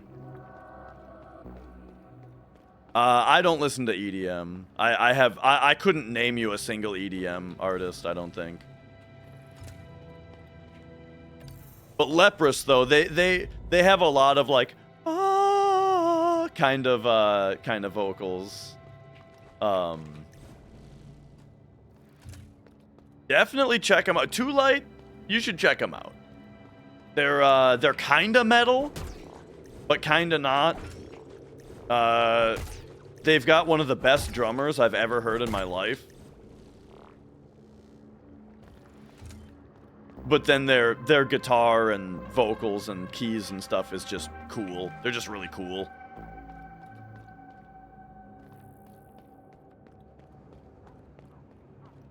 Yo, Perlio. We're on a boss grind.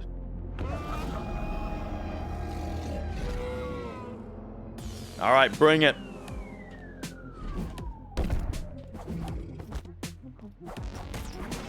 That's horns.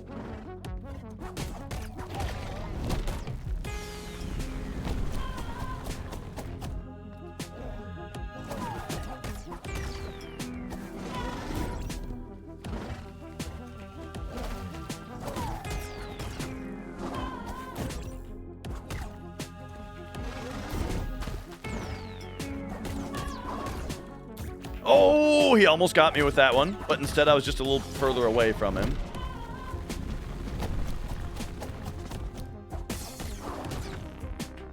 There it is.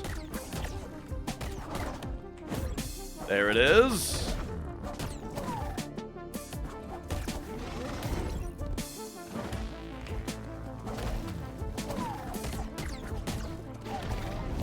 Oh. Oh, that was a little tricky.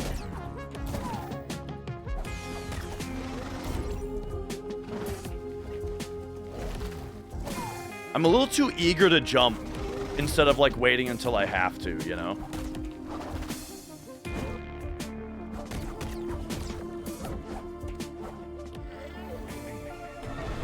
All right, all right.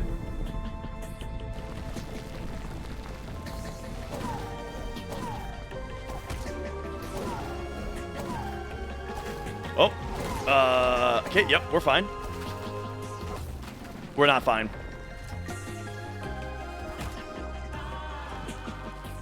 Dang.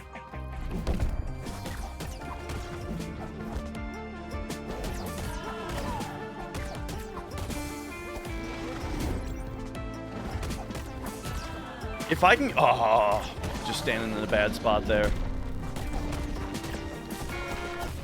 Oofta, yep. I think I can just dodge that move, actually.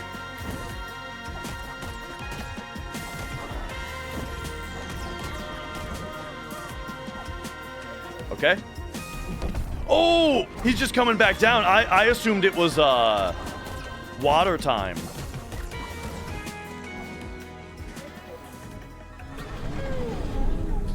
Okay, now it's water time.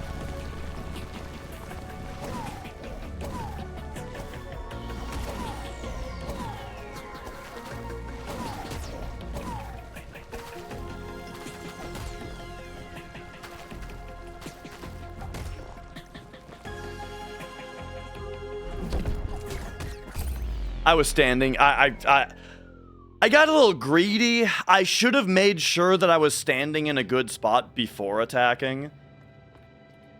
So yeah, that was just pure greed at the end there.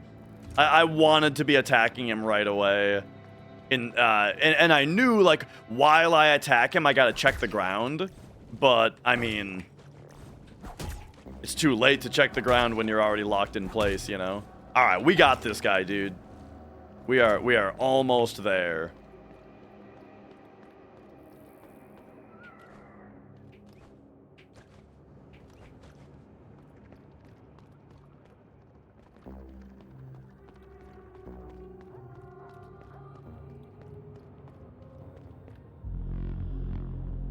All right. Bring it.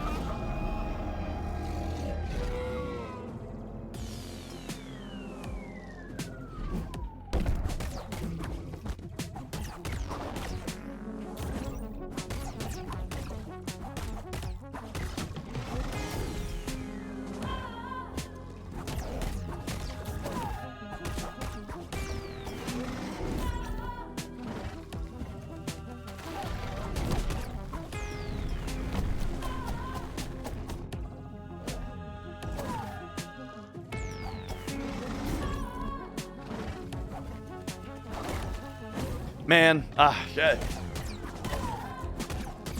I feel like these things take too long to come down, and I don't mean that as a complaint. I mean, like, it trips me up. I feel like I can't do anything until they're gone, but like, I gotta learn to act while they're still coming down, you know?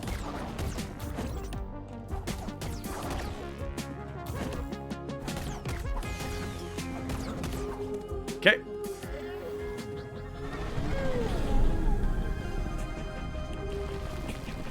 This game is called MIO, Memories in Orbit.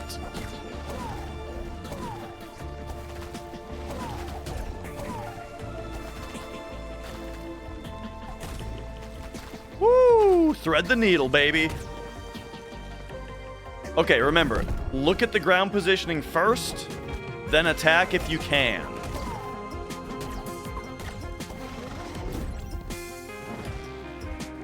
See there, it's like, what do I do, you know? Okay.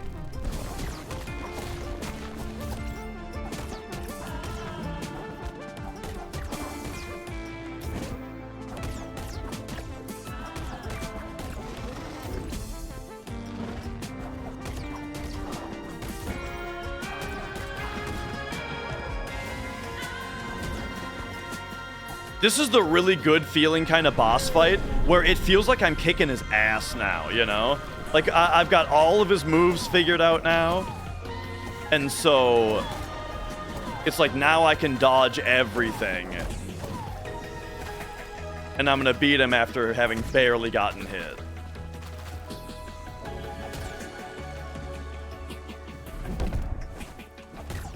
There we go. See, that's the positioning I needed to do last time. Oops, I dodged a little too late there. Okay, get out of the way of him. I dodged too late again. Okay, I'm starting to get... Okay, never... Oh my god, I dodged too late again. Holy shit, Okay, I barely killed him, I guess. Just right when I said that I'm confident. Right when I acted confident. I'm like, yeah, I know how to dodge every one of his attacks now. Every attack after that, I screwed up the timing up on.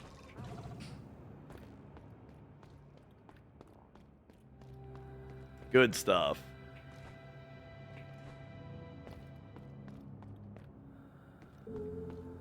All right. Thanks for the GGs. And then, hang on. So there's something down there. We'll find a way. The Breath's Spring.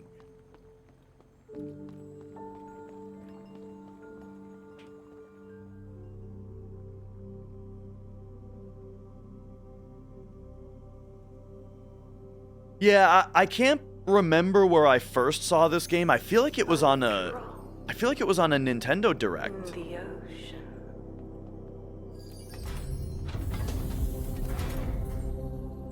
But it was on one of those types of things. And the trailer made a huge impact on me because A, it looks so good, like graphic style. B, the gameplay looked really good. C, the trailer was done really well. Where like it hit all the right My garden. It hit all the right notes, you know? It Like grew boundless. the trailer was like shot of the main character waking up, like boom, here's who you play as. Hang on, I'll shut up for a second. Livelier than ever. Yet its blooms hide deeper, darker roots. A hunger that cannot ever be satiated. And then there's you, again, the little sapling who wished to save the sun. Will you do it, sapling? Will you give back what you have been gifted? It matters little. Have my voice. Do what you please with it. I don't care.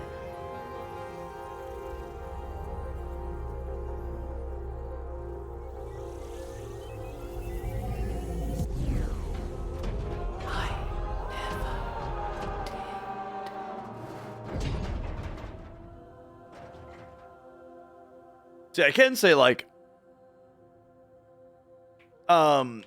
as much as I may have liked that story beat, I'm still not the biggest I'm not the biggest fan of voice acting, right?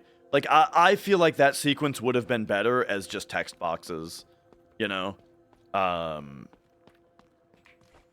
Just because that's my style. Okay, so anyway, we've now got the breath. Hang on, I gotta check my phone because I'm on call tonight.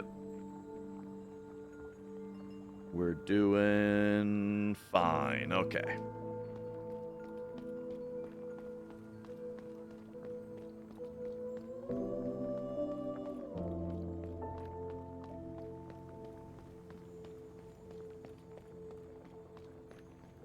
But all right, yeah. The trailer was like, you know, shot of the main character waking up. So it's like, boom, here's who you play as. Then it was like a bunch of shots of environments. Like, look how fucking good the environments look in this game. Then it was like some combat. Then it was a little bit of platforming. Then it was like one of these dudes waking up. Like, boom, big, cool looking thing opening up, you know? And it was like, bam, that was the trailer. It's like, holy shit, they just nailed every pillar of game design that a game like this needs to have to be cool, you know? They know what they're doing.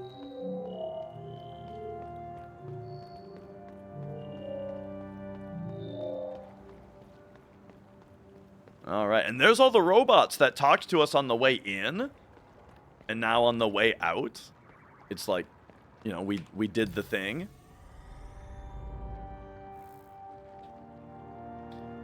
Still never got a dude. So maybe I was thinking that every one of the bonfires would have, what do you call it?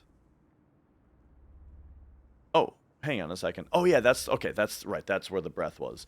I was thinking that every one of the bonfires was going to have a dude to put on it in order to make it into a fast travelable one, but I guess not.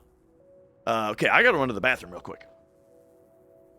Good chance for a little break here. So I will be back in a moment.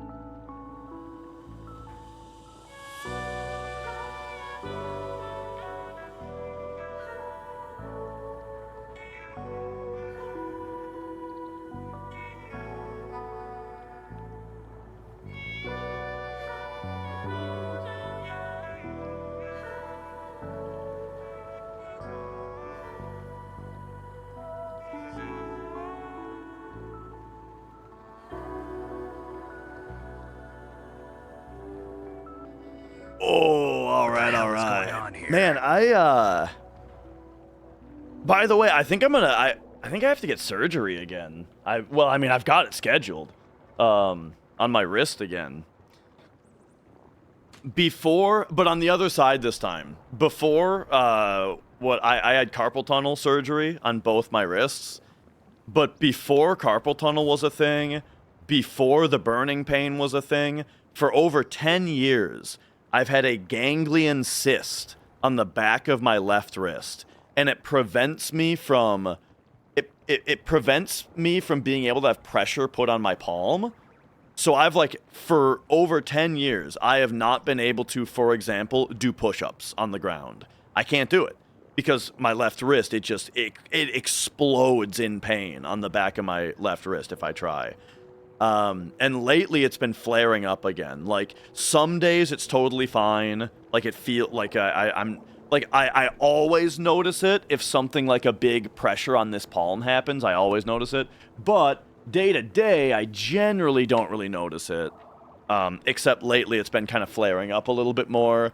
So, well, so that's the thing. That's what everyone says is to pop it. Hit it with a Bible is what everybody says. But yeah, I talked to the doctor. He said they don't want to break it or drain it because that doesn't get rid of the stalk, which is the spot where it's actually connected to the bone or whatever it's connected to. And so, yeah, it's a ganglion cyst. That doesn't get rid of the stalk, and so that means it'll just come back, right? If I were to do that. So instead, they're gonna surgically remove it, right? Which is where they're also gonna get rid of the stalk. And so he said that there is like a 5 to 10% chance that it comes back. Even with surgery, there's a low chance that it'll come back anyway. But it's much better than, you know, much better than if you did something else. So yeah, I think I'm gonna go through with it. What I said is, I said schedule me for the surgery and I'll think about it, you know? But I probably will do it because the thing is, it's been bothering me for a long time. I actually went to an orthopedist like 10 years ago to ask about it. And the answer that orthopedist gave me was, it'll go away. Right? That was basically like the answer I got was, don't do anything, it'll go away. And now here we are, and it hasn't gone away yet.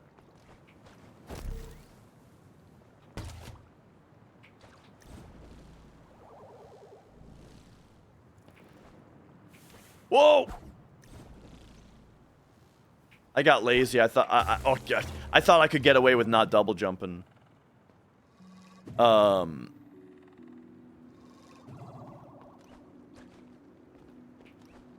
yeah, that's where we're at on that. Uh-oh. Okay, good. I didn't want to land on the ground because I wanted to get teleported back, you know. Uh-oh. I don't know what I'm doing, dude.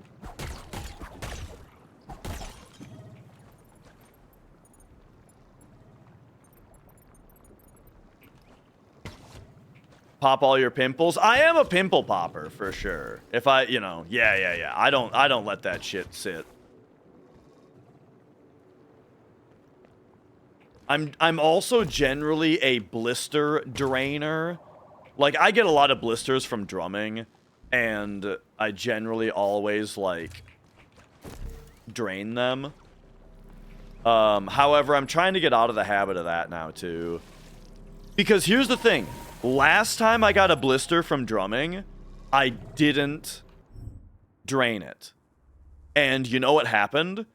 It healed up way better and way stronger than when I drained them. And then I just did a drumming stream the other day and didn't get a blister. So I think I might actually be off team blister drain now.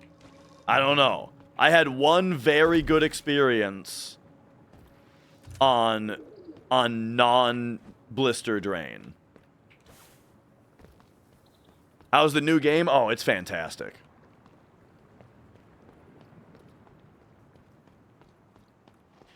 One thing about cysts, Perlio, is they're tough. They're very hard, you know? So that's a pretty big difference. Wait a second. So, if I go this way... I remember coming this way earlier. You're telling me that this door is locked? We need the passaporte even to open it from the inside, huh? Okay. But we can just drop through here to get through this side.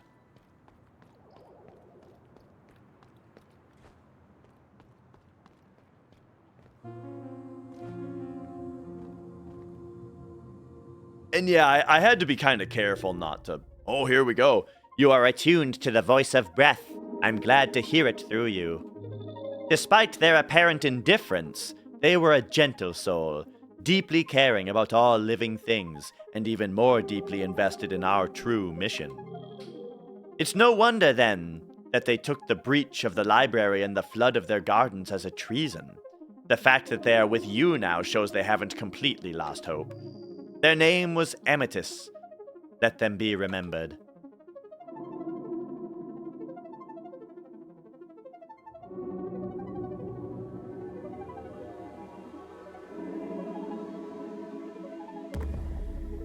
Oh, yeah. All right, there we go.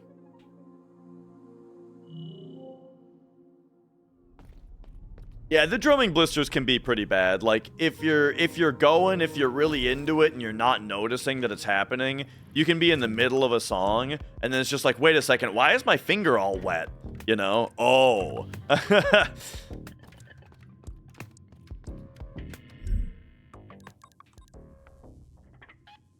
All right, I've got 5 old cores. Let's see, portable crystallizer. Convert some, gotcha. And then this is energy recharges quicker. Okay, I mean, that seems pretty good. Getting hit by an enemy generates an energy shard. Energy recharges when taking damage. I definitely want this. Boom. Another pizza fart.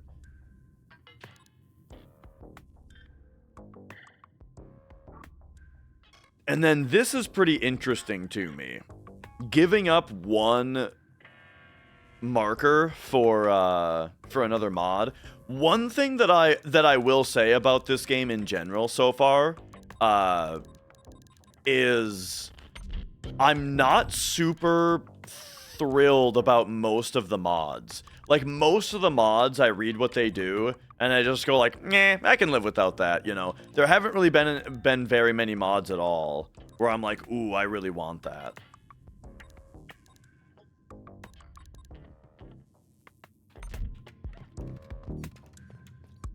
Oh yeah, I gotta be saving up for that 10,000 item. I forgot about that.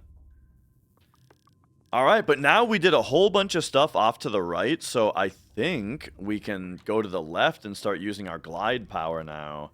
I imagine down there, like right over here, is going to be a good spot to use it. And then...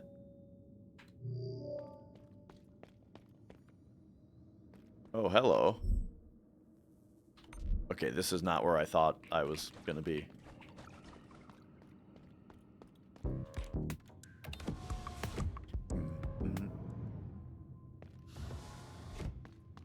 And then, sorry, I'm a chronic map looker.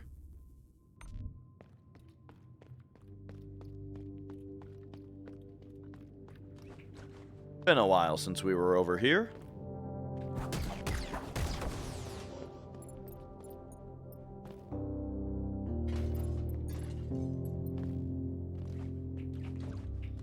I think I'm going this way.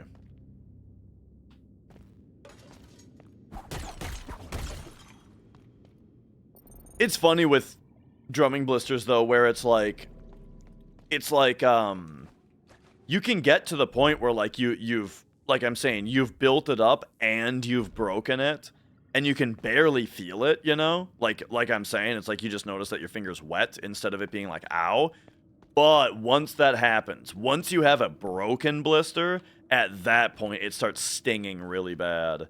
I'm guessing because, like, sweat gets in it, I think, is what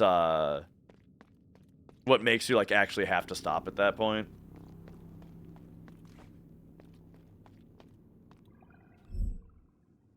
Okay, so in this room, there's a place we can see underneath where we're at.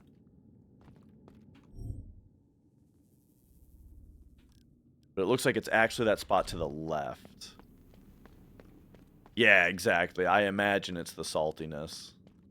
Or, well...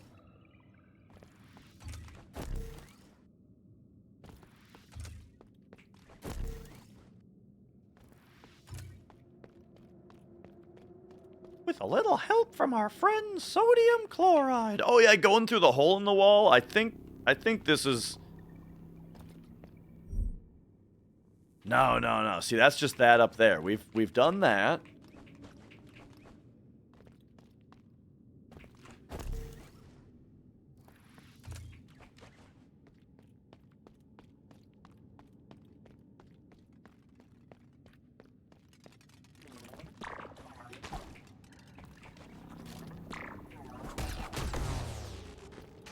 Okay, somewhere around here there was a... Yeah, it must have been just straight to the left here. Whoop, there we go. Oh, I think I just hit his projectile out of the air. That's fun.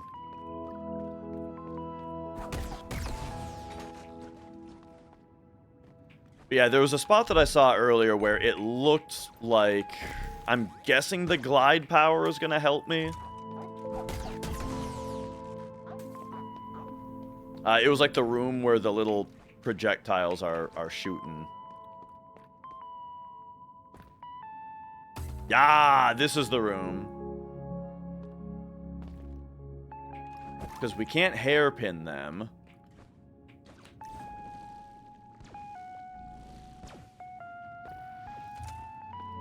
But wait, now I'm...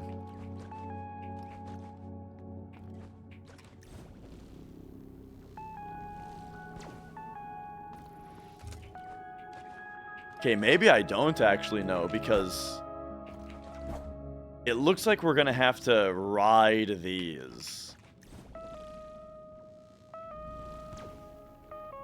Like, we gotta get well above them, which I can't do from here, really. Unless, like, jump over that one like that, but now we can't glide all that way. Okay, so yeah, we can't do anything here yet. Difference between sodium and salt. So sodium is an element. Salt is sodium chloride. I mean... So, like, that's like, the actual difference.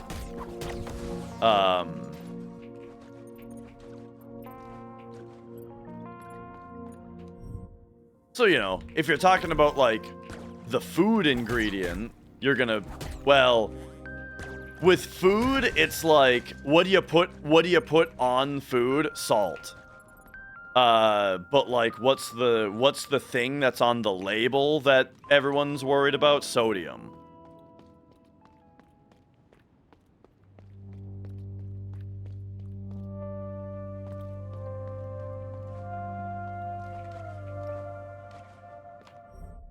Okay. Well. Those spots are pretty much all re-explored. So I guess let's go back to Metropolis, I guess. What's the fastest way over there? I guess just climb.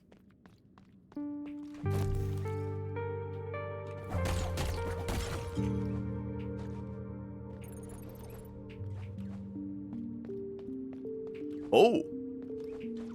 Hey, there's a new thing up there actually. Yeah. This is good to re-explore an area that I haven't been to in a minute. Oh, I wonder if we can carry momentum into gliding. Yeah. Okay, this is sick.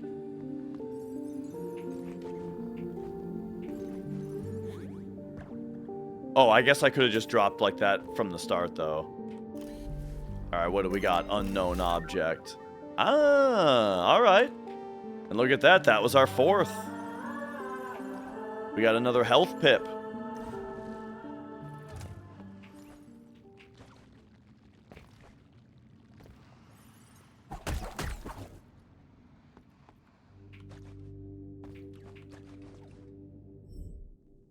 Okay.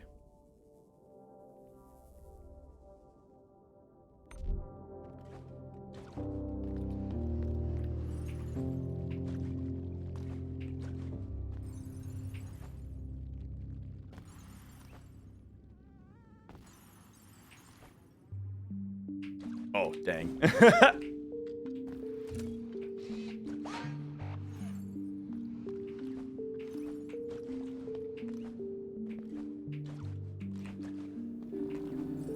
All right, very glad I went back through this area just for that alone.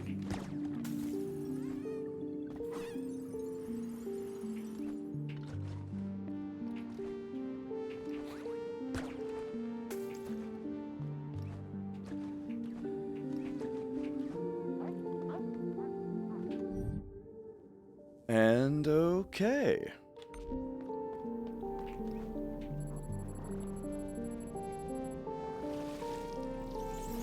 Man, I'd be curious to check out.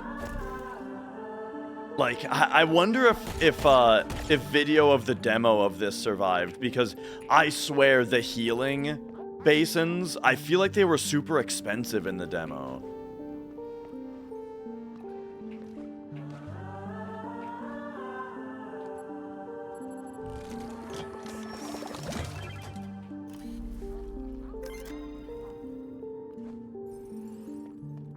All right. Egyptian mythology? Yeah, dude. In fact, I like, maybe I'm just ignorant of the games that exist, but I feel like Egyptian mythology is underutilized in video games in general, you know?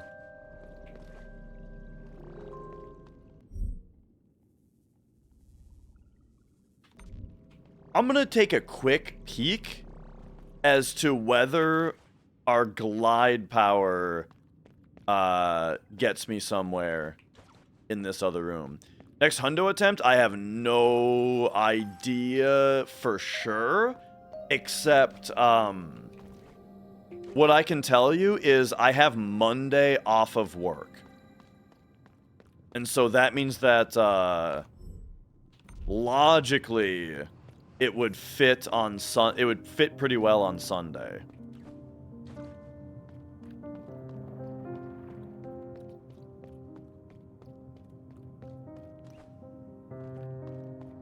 But I'm not so sure I'm dedicated to doing that right now. Okay, yeah, it doesn't. Oh yeah, this area has the backwards singing that sounds really cool. Yeah, I don't think that we can go up there quite yet. Yeah, sounds good, Shadow Star.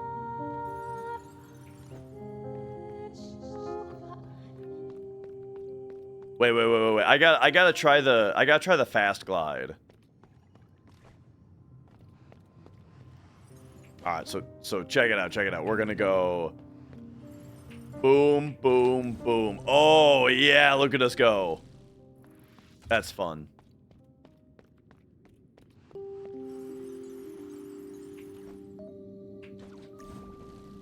Woo!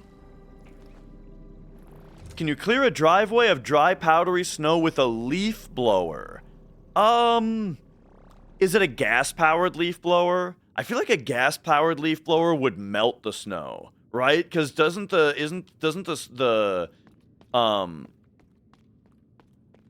air come out kind of warmer from that? I would think dry, powdery snow. I would imagine you could, as long as it's very cold out. Because if it's not very cold out, then the snow will melt just like a little bit, and it'll become sticky. But I guess that's why you said dry, powdery. But yeah, I'm not sure. 5 to 12 inches? No. Okay, let me rephrase. 5 to 12 inches? No, I don't think you're moving with a leaf blower.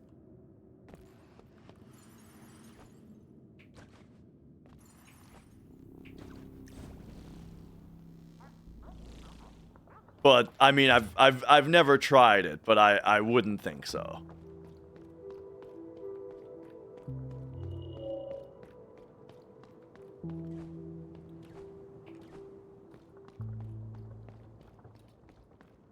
All right. So yeah, here's one of these that has the guy on it. I want to check something. Okay, yeah. So we can only go to the Nexus where the other guy is. Yeah. Okay.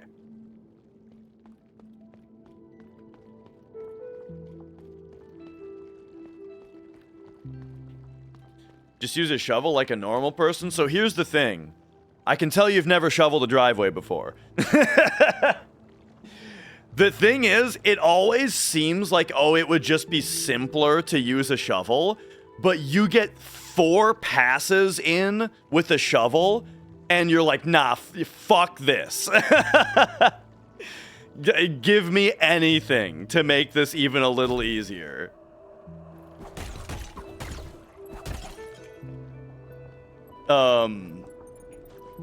Yeah, shoveling fucking sucks. What I've got is, I've got a little electric snowblower, right? Like, it's, it was very cheap, you know, it was only like a couple $100, and it's electric, but it's, this still looks like a wall jump segment, doesn't it? But it, for like dry powdery snow, it's perfect. And for wet snow, you know, you just have to put a little bit more work into it, but a lot better than shoveling still.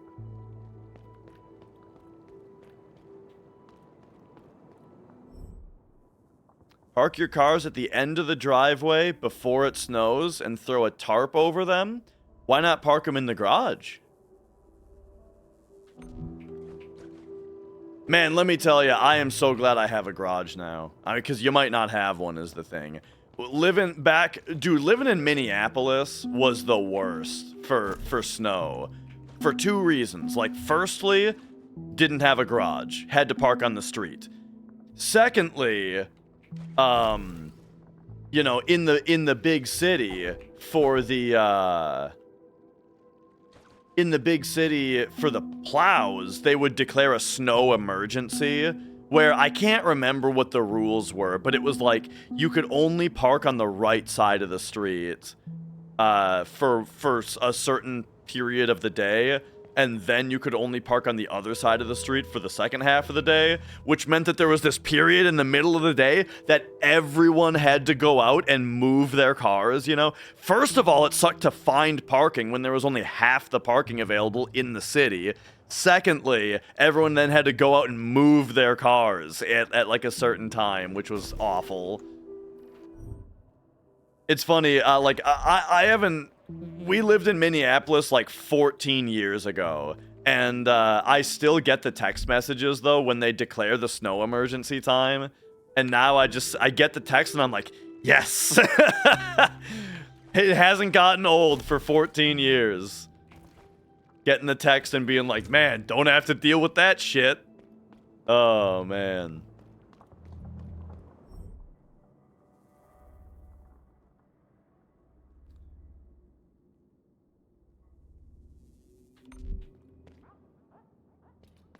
Okay, so where the hell are we going right now? Oh! Ooh.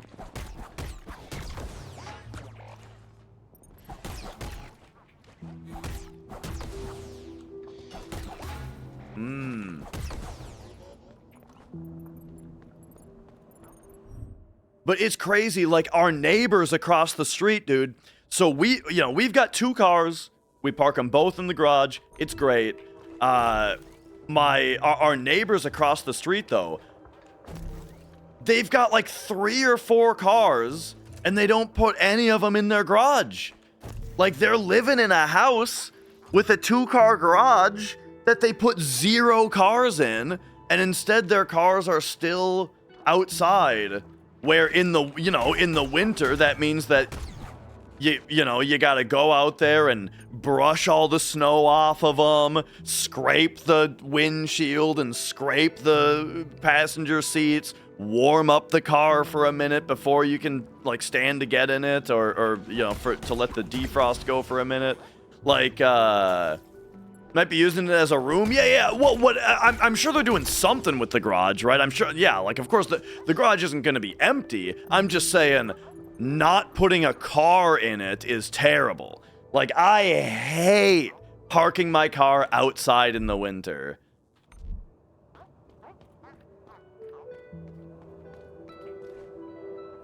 It's like, I mean, who knew? Who knew my favorite thing about having a garage is to put a car in it?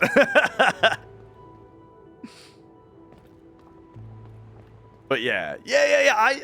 I know what people use their garages for, right? Like, I mean, we've got some junk in our garage. Like, we're a little guilty of that, don't get me wrong. You know, we got some junk in our garage, but not so much that a car can't fit in there because, you know, that is the priority. The priority is have somewhere to put our cars that's not outside. Oh, hello. No, they're taking away my health? What? What? What?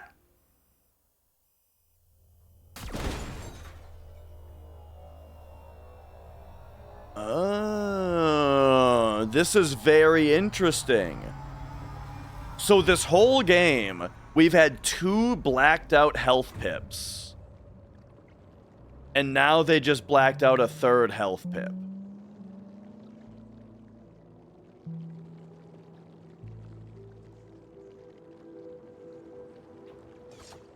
Oh, that's an enemy.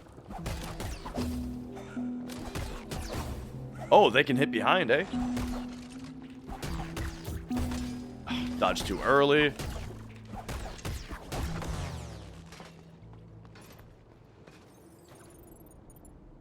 Okay, okay.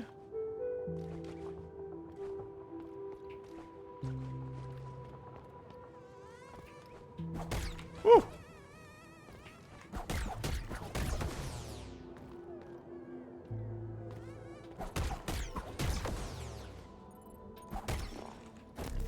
Hey, I understand using your garage for storage if you're, you know, if you don't have to shovel it. Or, yeah, if you're, you know, if you're in a place where you don't have to de-snow your car every time you want to use it.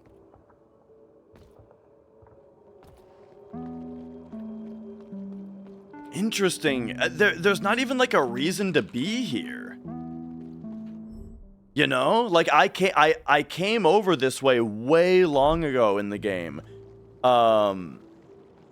Like, this is really interesting. I kind of did... I feel like I sequence broke a little bit earlier in the game and came over here early. And so now there wasn't even a reason for me to come here. So I feel like I could have avoided that HP loss just in general.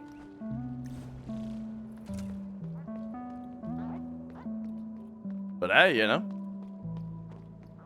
Now we got that going. I guess we'll see if that does anything for me.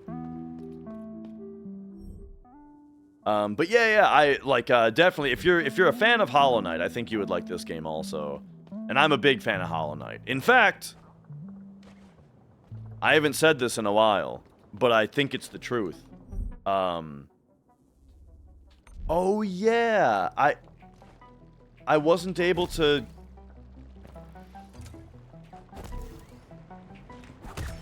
Yeah, I couldn't do this before.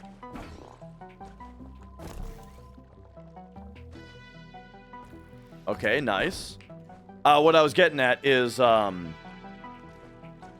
think Hollow Knight is, literally the best game ever made. And I'm not joking.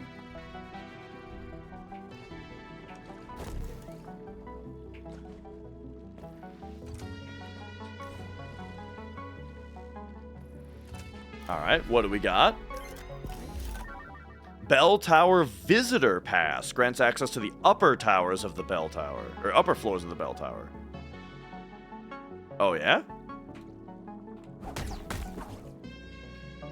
Oh, dude, too late. I watched your whole grind on the Brooding Moloch. That was great. That guy's tough the first time. You know what I love about Hollow Knight, though? Is if you play through the game the second time, you're gonna get to that dude and just fucking one-shot him. And be like, what was wrong with me the first time? You know? I love games like that. Where you just get so much better at them. that then the second playthrough is like more fun because you're better at the game, and then the game feels better to play and is in general more fun once you're better at it. And it's a game that just keeps doing that. You keep getting better at it, and it keeps getting better.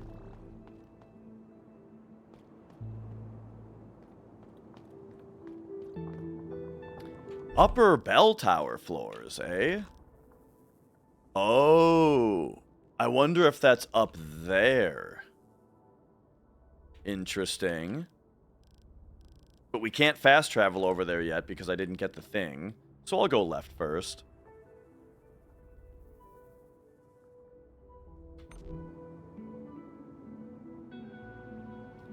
But yeah, most of the time where I was watching it, I didn't have audio. I don't know if I was in a work meeting or what was going on, but I just had the video on.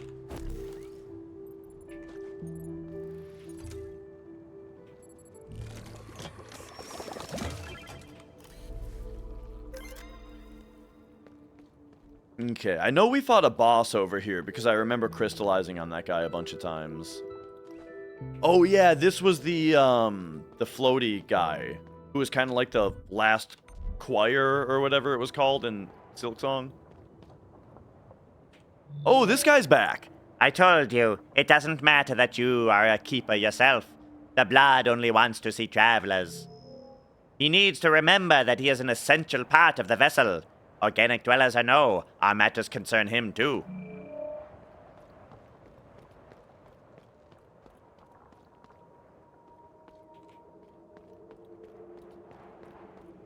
The worst sequence break? No idea. Don't they tell you to go to Rivet City right away in Fallout 3? Oh yeah, this thing like blows you away when you try to attune. Yeah. I could have sworn in Fallout 3 oh yeah, like you go to Megaton, and if you ask around in Megaton, Moriarty has information for you, and Moriarty says to go to Rivet City. So it's like the first thing that you get told to do out, you know, from Megaton, if I remember right.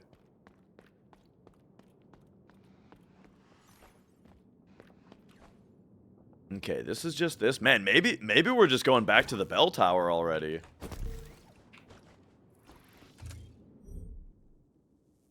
Because the only other thing to do would be to check down there. But I'll check down there, you know? Hey, we're here. Oh, you know what, though? Okay, let me... Okay, here's this.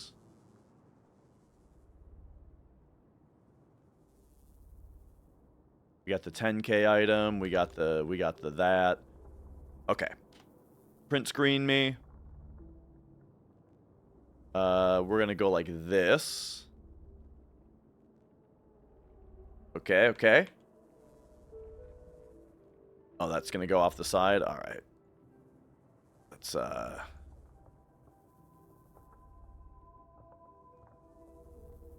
get me more of that. Fable looks promising. I don't buy it. Every single Fable game has been a colossal disappointment. I don't see why I should expect this one to be any different.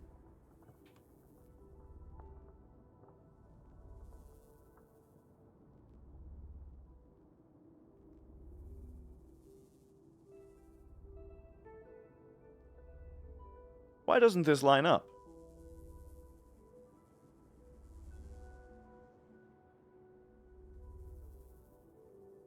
Oh, you can zoom the map? Oh, uh-oh. Okay, maybe it was zoomed to this level.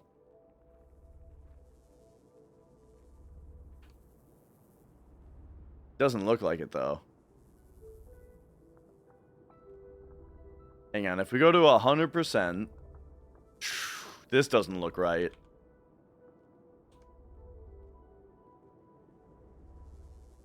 Okay, this is too zoomed in, right? Yes, it's bigger. So we would have to zoom out 1 tick. Okay, now I've zoomed out a tick.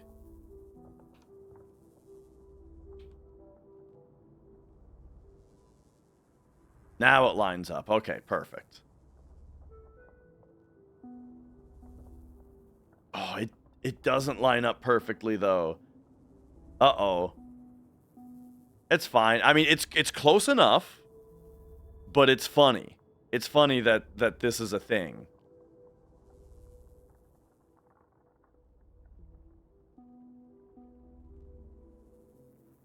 Wait, what the hell is this? Oh, these connect to each other.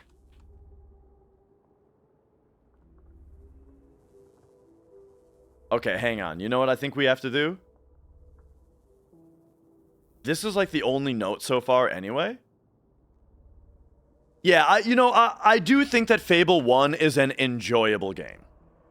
I will agree with that. Fable 1 is an enjoyable game regardless of what was promised. Fable 2, on the other hand, is maybe the worst game I've ever played in my entire life.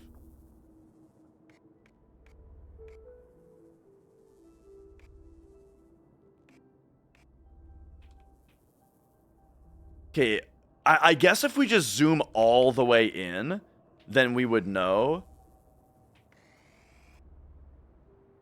that it's definitely okay. Or if we zoom into right here, so this is zoomed in, and then it's zoomed out to the final spot where the diagonal lines are good looking. If you zoom out to here, now the diagonal lines don't look so good. And then now they're in thick mode. So zoom all the way in, then back out until the diagonals don't look good. Nah, this doesn't look the same. Oh, because it's not tick-based. It's a smooth... Oh, it's actually a smooth scroll. It's not even tick-based. Oh my god. Okay, fine. We're going to go all the way zoomed in. The map has to be taken all the way zoomed in because it's the only way to make sure that that I've got it consistent. So, all right, here we go. New map. We're going to do this. And then take me out that way.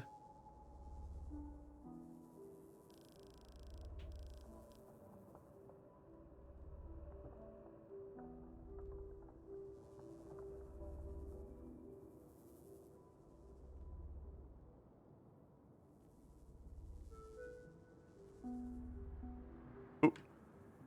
All right, this guy right here, this is our ticket to lining it up perfectly. Boom, right there. You ever seen a stitch that good?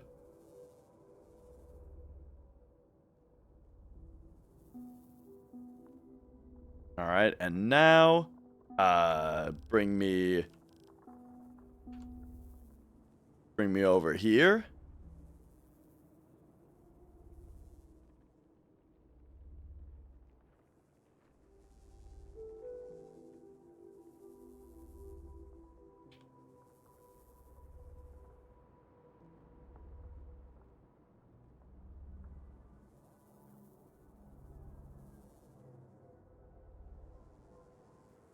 Is it this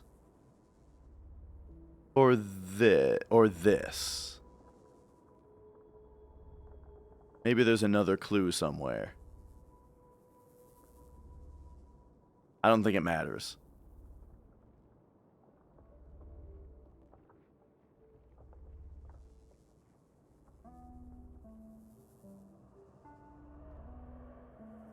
I don't see any column that's doubled. I think that's good. I think that's correct. All right. We've done it. I've got the map. Now the only thing we need to do is... Aviaries is the name of the key that we need right here.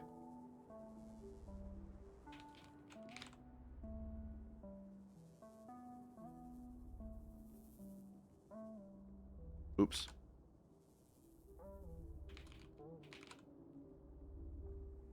Oh my god, I'm so bad at that. You gotta click on the border to move it.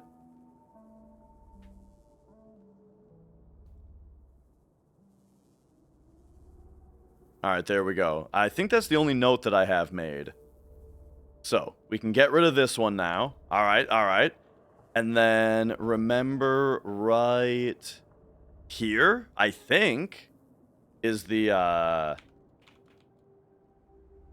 10K item. Is like right here. We'll just, it's fine. We'll just have the text there. Okay, what else do I need to remember?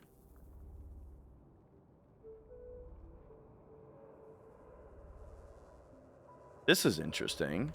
Is that how it looks right now? Yeah.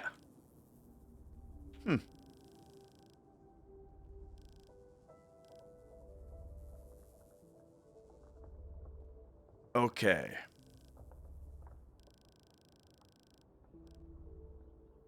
So now, I don't remember, like, the names of the keys that I need. Here. Or here.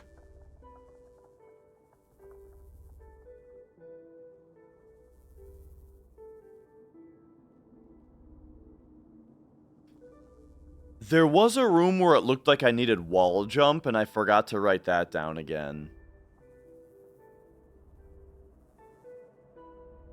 It might actually be just to the right of me. Is the game difficult? It's been challenging so far. Like, the boss fights have been a very nice challenge.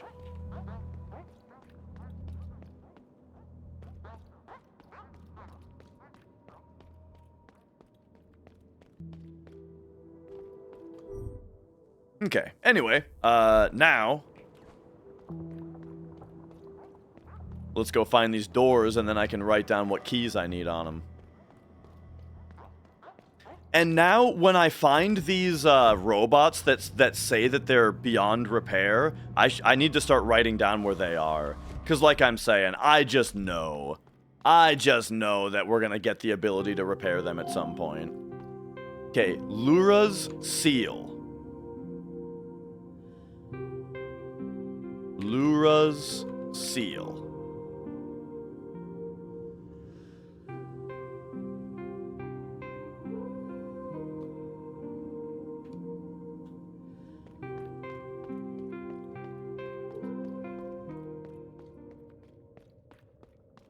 Alright, now we'll get going this way again.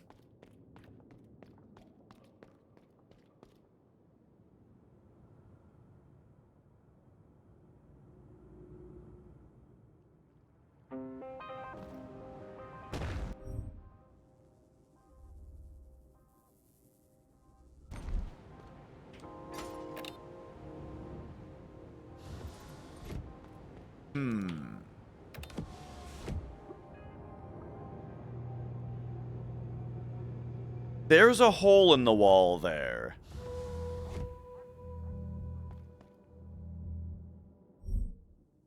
Yes. Okay, check this out.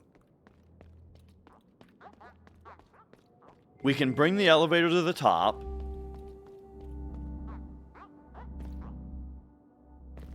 And then come over this way. What are these holes in the wall for? Yeah, that's what we're about to find out. How's it going, Greg? And now keep left. Look at this. Yeah, where are we? All right, new area.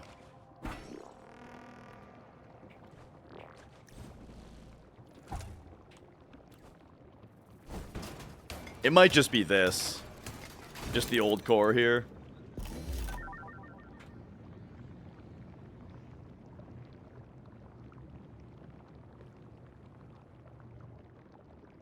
Alright, that's fine if that's all it is.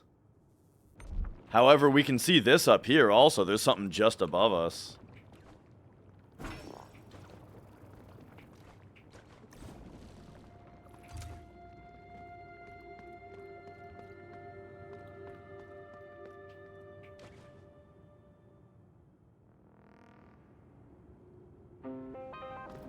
Okay, okay. So back to this area. Oh yeah, the elevator was like a big shortcut here, where this was the end of the area, sort of. Oh. What? I didn't think he would shoot the second time quite that fast. Oh, you know what? I have a dodge move against those guys now. I gotta remember that.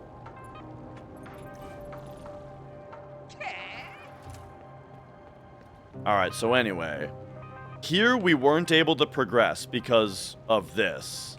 But now I believe we can just glide this. Yeah! Alright, here we go. Progress.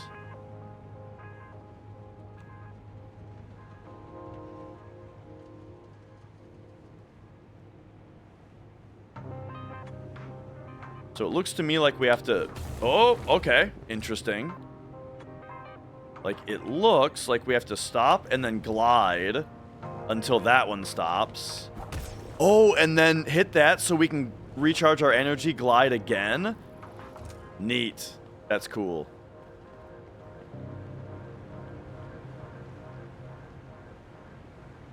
Alright, here we go. The platform is getting real good.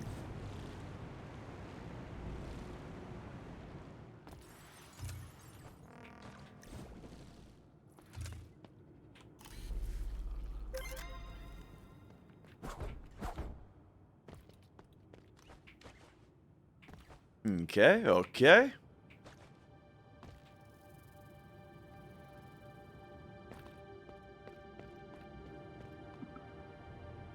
Book recommendations. Were you here earlier when I was saying that I haven't read a book since grade school? That was something we were talking about kind of at the start of the game. Like, of course I've opened a book and read words, but like reading a book cover to cover, like finishing one, not since I was in school. I'm just not a reader. I am a video game player.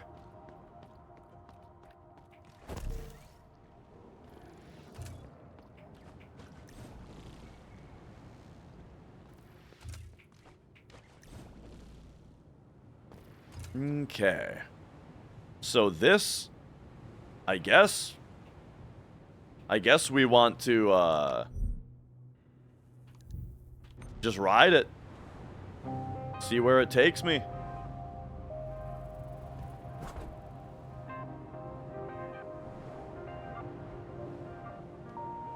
And now, just to make sure, we can't, like, go right or left. Yeah, while you are in the airflow, you can't, move yourself out of it. So, like, you could see that there was a way... On the way up there was, like, a spot to the right.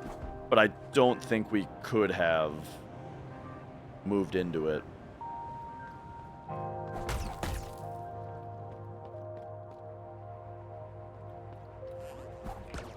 Oh.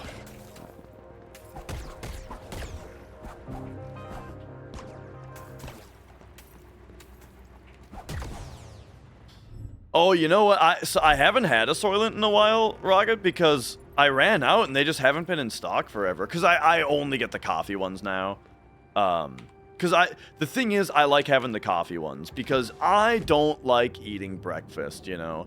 If I'm at work, I'll have breakfast, right? Because I can just eat cereal, like, at my desk, right? And that's totally fine. But on, like, the weekends, though, I want to get up and I want to start gaming. Right? I don't want to eat breakfast. And so I would have them for breakfast still. Ooh, look at that.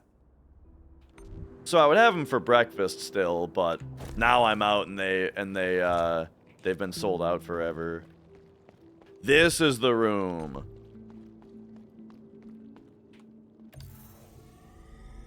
All right, so re-attune me. And then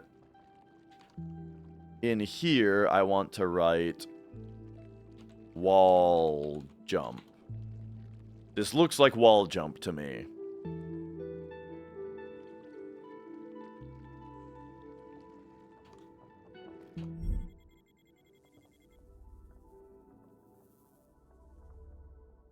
But okay, nice shortcut. All right, all right. The big weekend breakfast is the best. Yeah. Big breakfast of fucking metaphor refantasio. Yeah, that's the thing is audiobooks.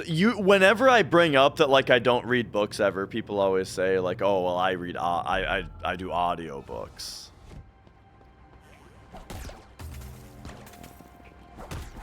Now I haven't tried, right? So this is just me talking about something I haven't tried, but I feel like I wouldn't be able to pay attention to an audiobook. I just feel like, you know, every 5 minutes I'd be like, wait, what the fuck is, I haven't listened for the last 3 minutes, and then I'd have to rewind it, and that would just keep happening.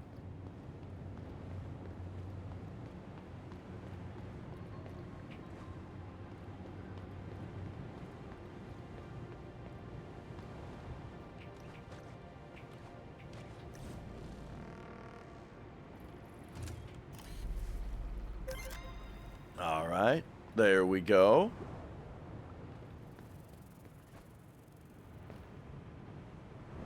So yeah, my background noise is Twitch streams, which it's funny to say this as a Twitch streamer, but you know, admittedly, a Twitch stream has very little substance a lot of the time.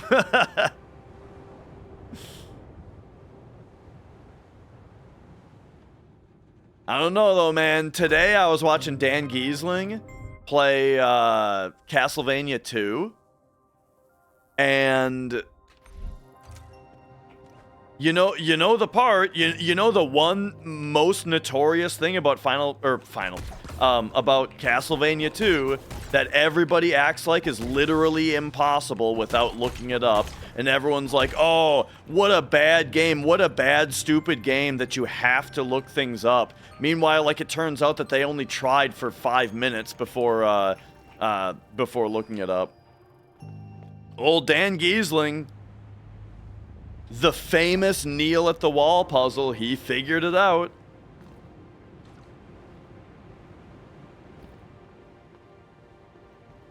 The funny thing was he thought it had to do with garlic. He thought that he had to put down garlic and then kneel on the garlic or something. Like, he had some really stupid idea that was more complicated, but it worked.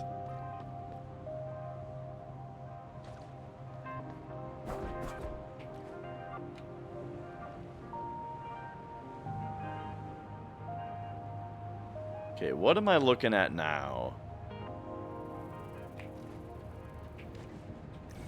I pressed the wrong button for hairpin.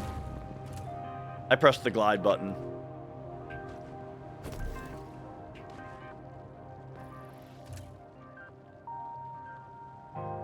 But I've been really enjoying watching Dan play retro games, because he's got the mindset, you know? He's got the right mindset about retro games. They don't make them like this anymore. You know, don't look shit up, just put your mind to it. Maybe you have to walk away for a bit. Maybe you gotta come back tomorrow. Maybe you just gotta go somewhere else in the game for now, right?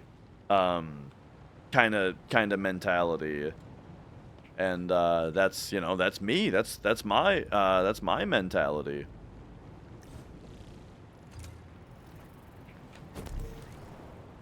And he's a much bigger streamer than me, so it's very fun to see like a big channel with a lot of viewers playing old retro games the right way, appreciating them for what they are, and like the whole audience knows, you know, that it's a no spoiler type situation. What? Oh, I think I released the hairpin too quickly. Yeah, see? Okay, so now for this... This looks like a glide situation. And then I probably had to double jump there.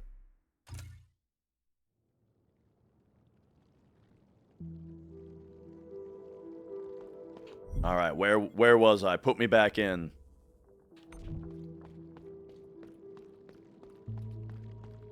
Your nephew is into retro shit? Awesome.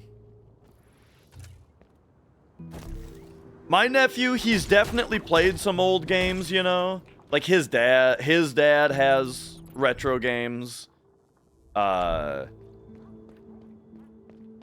so he's been a bit exposed to them. But I mean, really though, he just wants to play Roblox.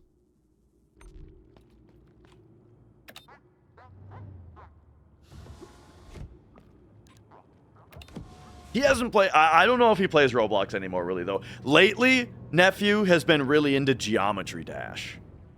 Which that's a bit more...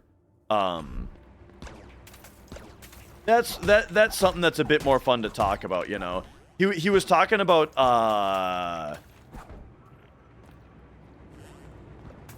Gosh, I can't remember the terminology that he was using.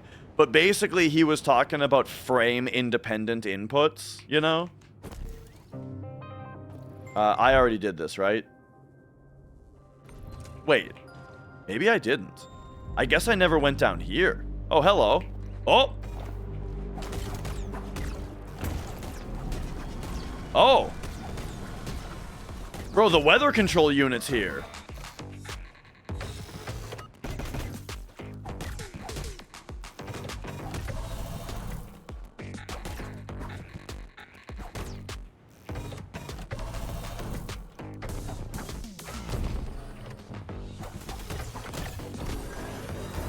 Okay. This thing seems really hard, but I mean, that's just what happens when you see the boss for the first time.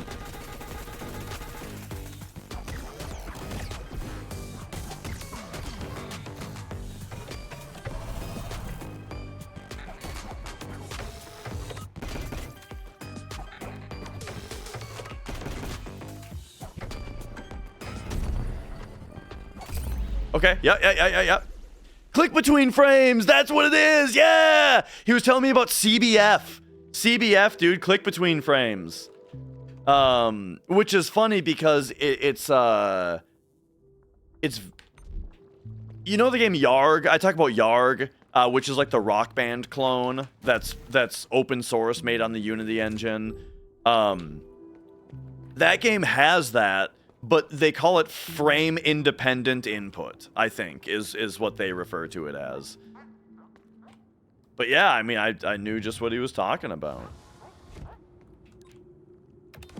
But yeah, he was, like, explaining to me the argument, right? The debate about how, like, someone made a mod that allows click between frames, and everybody wants it to be in the game officially, but the game developer, like, doesn't want people to use the mod and won't seem to, like, maybe said that he'll put it into the game officially, but also the guy, like, never actually updates the game. So confidence is low that it'll actually happen in a timely fashion. I got the lowdown.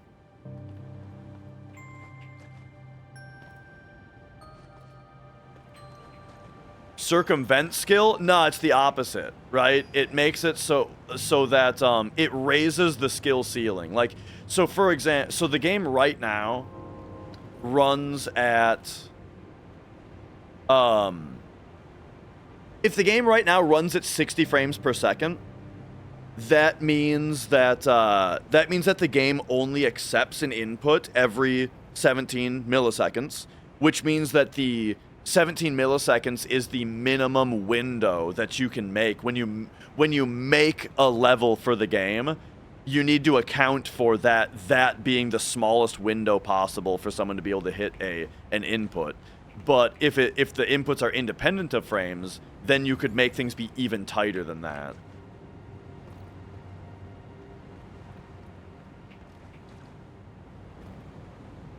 Okay, I came down here. Oh, they did put it into the game now. Okay, okay. But it's bugged. Funny. Classic. Oops, I forgot what I was doing here. Okay, I remember this now.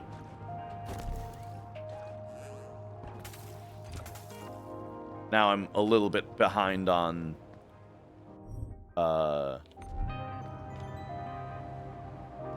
health though, because I kind of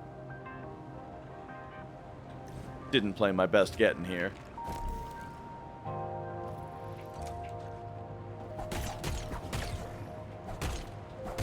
Whoa, whoa, whoa. I think, yeah, attacking moves you forward a little bit. That's good to know. Good to pay attention to. Okay, so this is going to be glide left, get shot, double jump, hairpin? Glide. Ah. Glide. Get blasted, double jump. Oh, right, but then we can recharge the hairpin. All right, here we are.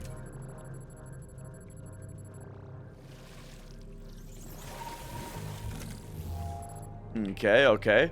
Yeah, I could play my own original music on YouTube, no problem. I just don't have very much material as far as that goes. You know, I only have a few songs. But it's going well though. I mean, you know, the thing is, I am now the guitarist vocalist of the band, right? Like, I wrote the drums and I played them once, right? I learned all the songs. I wrote the songs on drums and practiced them enough to record them, and then haven't really played them that much on drums since then. But yeah, I mean, that's a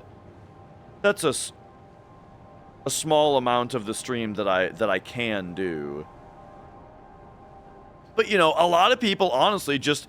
I know you might be the exception, but most people, if we talk about, like, I want to put on an entertaining stream that people want to watch, generally, people want to watch me drumming to Metallica, or Megadeth, or Children of Bodom, or Dream Theater, right?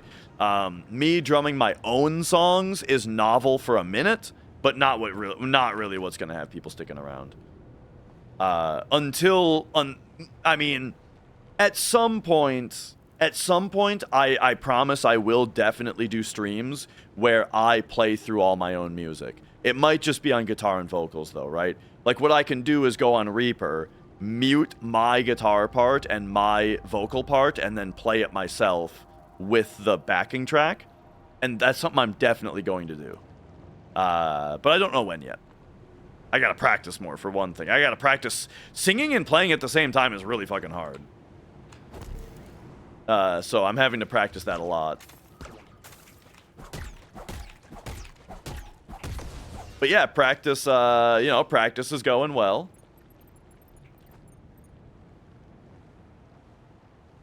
Okay, what's this now? It looks like we have to do this. And then put me up. Hello.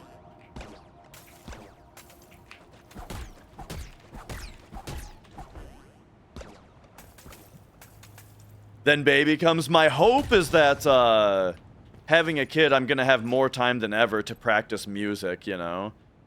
Because if I can't stream, then practicing music is like a fun thing to do where, like, practicing music is something I can do and I can set it down at any time, you know?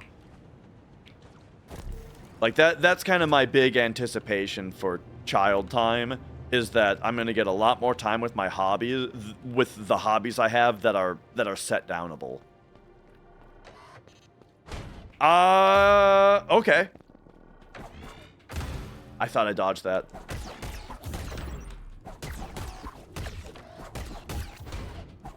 Oh. Nice.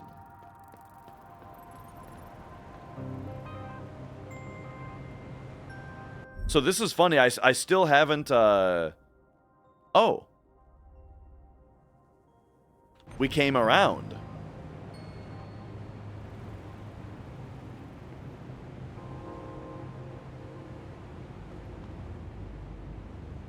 When you became a dad, you hated when people discounted everything you said, so you shouldn't do it. Oh yeah, you mean like, yeah, I get what you're saying. Lottery tickets and scratchers. Oh man, we get enough scratchers. My wife's aunt is very into gambling in general, and scratchers. Loves scratchers. So like a big thing at Christmas every year is like everyone gets a shitload of scratchers to sit there and do. And so, you know, it's like 10 minutes of scratching. It's kind of fun, but now it's like, okay, I've got like these 3 cards that I gotta remember to carry around with me for the next time I'm at a gas station so I can bring them in and get $5, you know?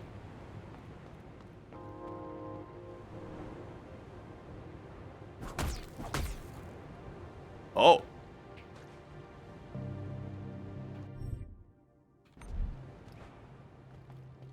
Okay, so this is the new,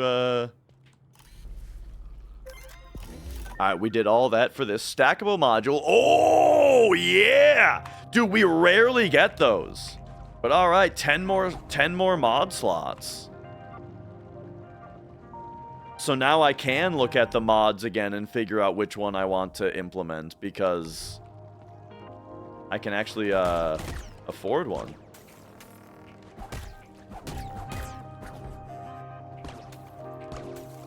Woo!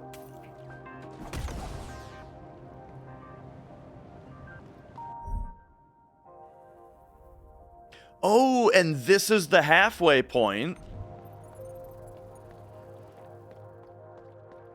Am I picking up any new hobbies? I don't know. I've got my gaming. I've got my music. I'm a man who has a lot of hobbies already. You know? So like between music and gaming and like soldering / electronic kind of stuff, I feel like I've got my bases covered, you know? However, I am gonna have a daughter. So like, yeah, I'm gonna have to get into tea parties.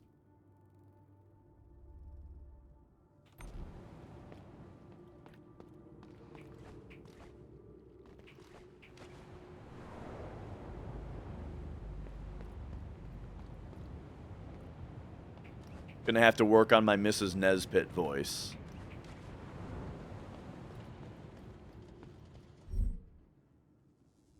Alright, sync me up with this. And then we'll go for that boss fight. Dude, this game rules. Like, are you guys seeing this shit? This is exactly the kind of shit I'm into, man. This is the stuff that really keeps, like, modern gaming alive. You know? Like, I'm into old games. I got all the old game. There's old games. There's enough old games to where I never need a new game to come out. And a lot of new games are dropping the ball anyway, you know? But this is the kind of game that's like keeping it alive for me. Keeping me interested in in continuing to pay attention to new games.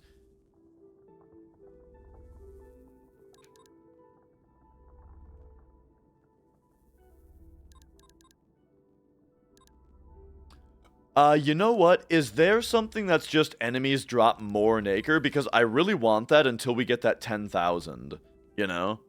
I didn't play 9 Souls, but that one does look pretty cool as well. This one we've got on.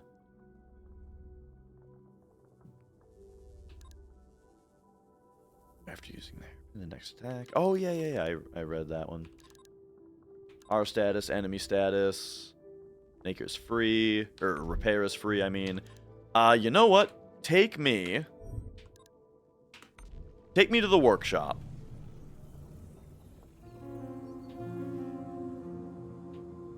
Yeah. It's what I always say. Old games and indie games are what I need.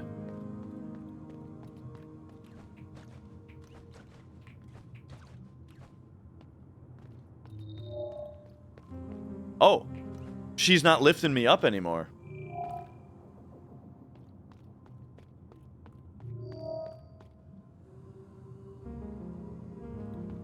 They're having a little conversation over here.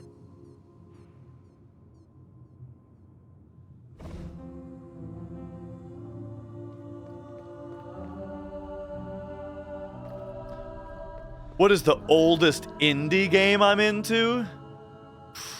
Cave Story?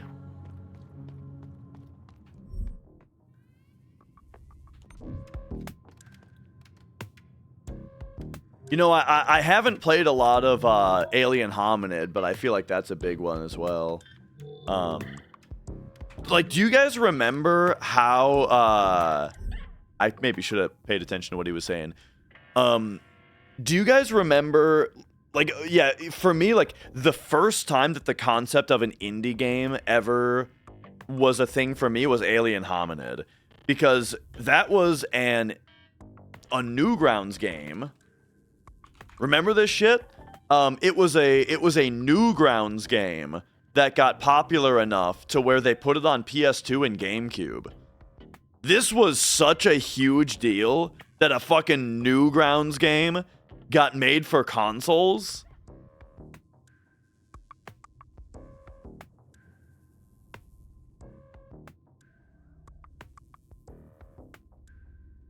Okay, enemies leak a lot more droplets when dying.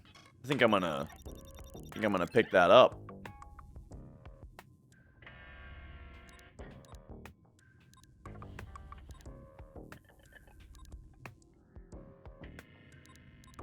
Quick recovery after getting hits. The rest of this stuff I'm not super concerned about. In fact, I don't want to spend much money because I want to get that 10,000 one. Yeah, I miss Flash games as well for sure. I used to like I got into programming Flash games a little bit. I didn't really finish very many projects. But back when... Yeah, so Meat Boy was a Flash game. And then, yeah, Super Meat Boy. Then Super Meat Boy was a really big deal because that was a game that came out on Xbox Live Arcade. Like, so originally, Alien Hominid was a huge deal because it came out on PS2 and GameCube. PS2 and GameCube, you know? Before downloadable games was a thing. And then it makes a lot of sense that once Xbox Live Arcade became a thing, and downloadable games became a thing, then it made a lot of sense for indies to start happening. And that's when we got Braid, right? Braid was like a huge breakthrough. Super Meat Boy after that was a huge breakthrough. And then, yeah, like Fez was really awesome. And, yeah. But that's why, like, Alien Hominid is what I think of as far as, like, the oldest one, you know? But yeah, I got really into programming on Flash, you know, ActionScript 2.0. I didn't get into ActionScript 3.0. I didn't know enough back then, you know, but I enjoyed programming in ActionScript 2.0. And when I was in school, I was in a like artsy program in school. So I haven't played La Mulana. That is a game that I'm sure I would absolutely love though, from what I've heard about it. But yeah, in high school, I was in like a art program that our school had, where a lot of our classes were art infused or whatever. And then there was, during my last year, we had a special class that was called your capstone project. And it was supposed to be like, okay, so you do art, huh? Well, how about, you know, we just had to decide on a project that was our art field. And, you know, we came up with our own idea for our own art thing. And then we had one class for, I think it was for 3 semesters of the year. We had one class slot that was just dedicated to working on this project. And for me, you know, I was into video games and specifically programming, but, you know, I had to do everything for the game I was making. But yeah, art, or like video games was my art field, and so making a Flash game is what was my capstone project. And so I wish I still had it, but I honestly don't. I made a 2D hack. Well, of course it was 2D. It was Flash, but it was I made a hack and slash game that was like honestly, the project started out as me making like a fan game of No More Heroes, but then I just converted it into my own original stuff after a while. But yeah, it was like it was a hack and slash, and the like core mechanic of it, or like the kind of a key mechanic of it to make it its own thing, was when you died, what would happen is the current game state would freeze, and you would be dropped into like a randomly generated hell level. And this was back before random generation was popular, all right? I was in high school. This was in fucking 2008, okay? In 2008, I was making randomly generated levels. But anyway, point was, like, the game, you would be playing through a hand-designed level. But if you died, you would be dropped into a randomly generated level where if you could complete the randomly generated hell level, then you would respawn exactly where you left off and you would continue. But if you died in the randomly generated hell level, then it would be game over. And the randomly generated hell level would get more difficult every time you went there, right? So like the idea was that you would keep on it would keep on being more difficult to get that continue. So that was the idea, and that was the little game I made. You know, like I still think that concept is good and could be done really well. But I mean, this was a Flash game made by a high schooler. It was like the gameplay was fucking garbage, dude.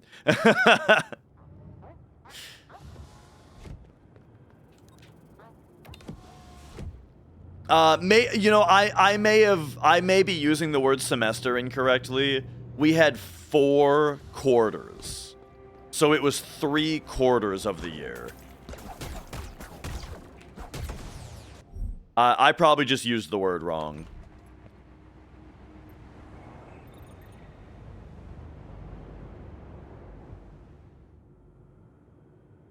All right.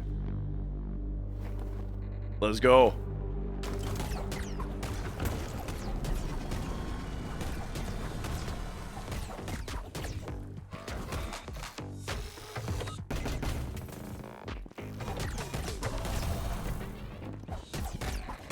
When I'm wailing on him at the start, it doesn't seem like it actually does the damage.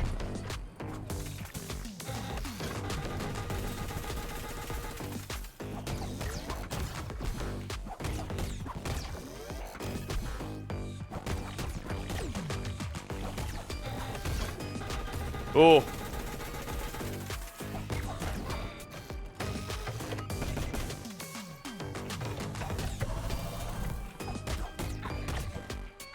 Okay, so if you attack, it kind of stops your ice momentum.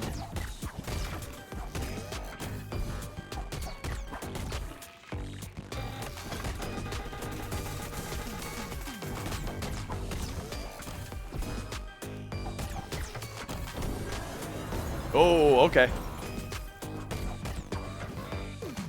So you kind of want to stay in the middle of the field for... Oh, hello! Oh, that is fun, dude. Okay, that's... I really love the way that the bosses have like a middle attack. Like when you get them to 50% HP, they kind of do like a special move. And that was a really fun one. Okay, I'm kind of getting the boss. That was a pretty good attempt, so the next attempt is probably going to be super garbo.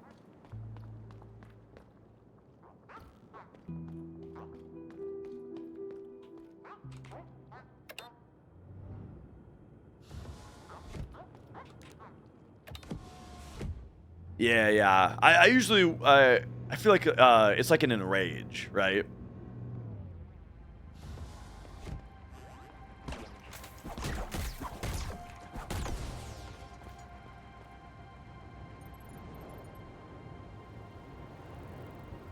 Oh, this guy doesn't have a crystallizer in front of him.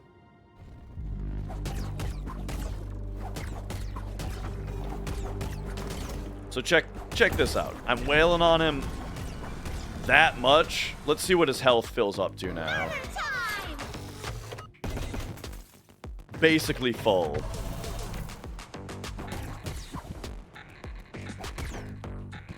Oh, where are you going?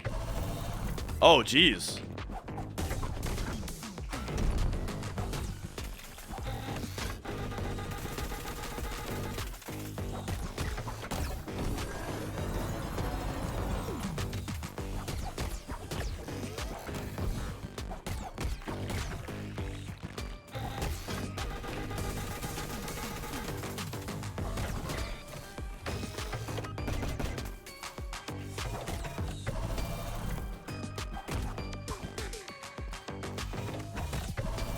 Woo!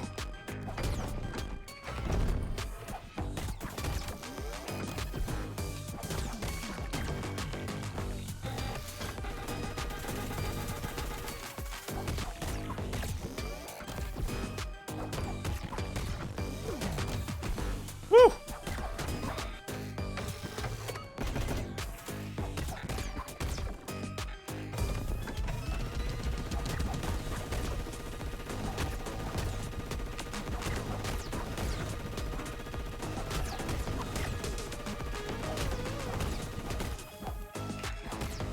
That's great.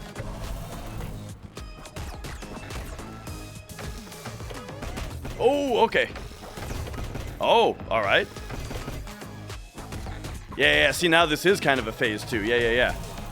Because now that, like, that move got a little bit more complicated. Oh, and so did that one. Yeah. He's giving me the triples now.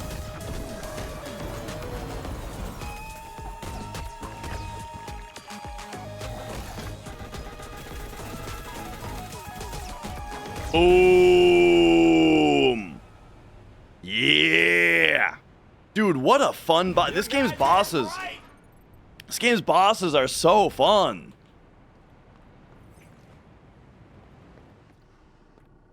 Whew.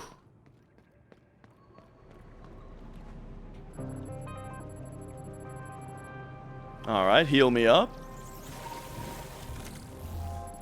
Thanks for the GGs.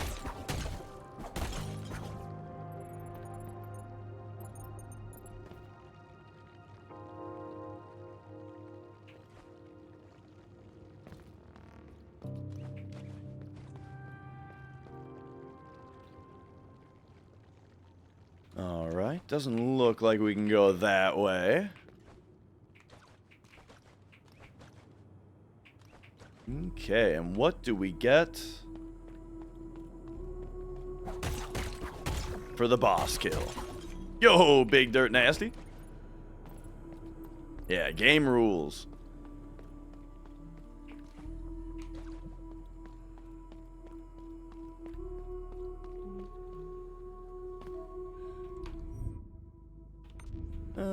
I'll go this way first.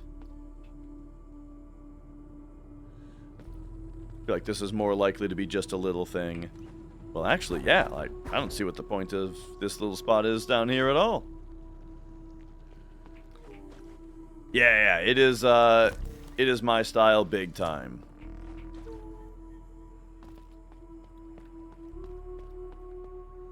What are you doing up there?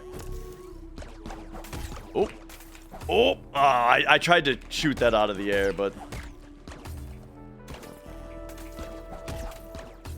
Okay, these guys are working me. Oh my god, dude. All right. Holy shit. I spent like 1 hour and a half at the start talking about FF7 related stuff.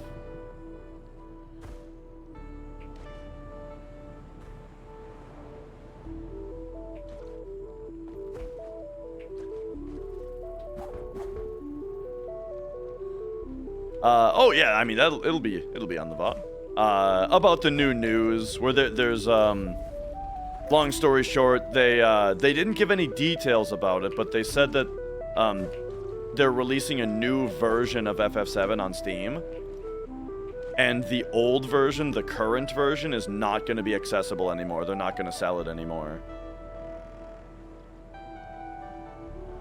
And my assumption is that the new version is going to be the Windows Store version with like the boosters and shit.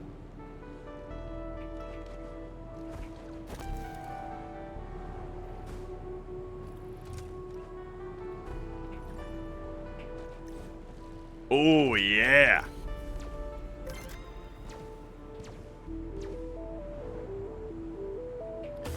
Oh, I thought that was going to carry me to something, you know, good. Okay, so I think we have to hairpin out of this, that means. There we go.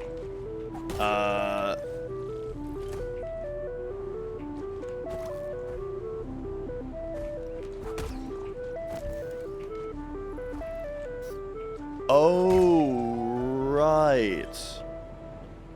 Okay, so the hairpin takes some time to recharge, so we have to stand on that for a while. Okay.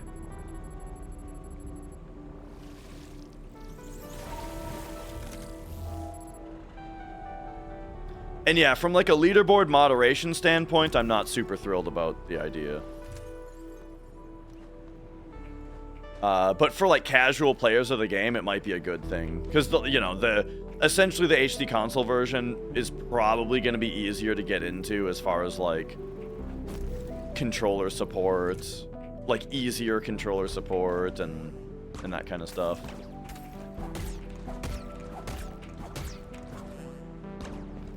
But I just don't want to have, you know, we're going to have to deal with having yet another version of the game. Because we can't just ignore it. For now, we've been just ignoring the Windows Store version, but now, since that's the only version that's going to be available on Steam, we have to use it, you know?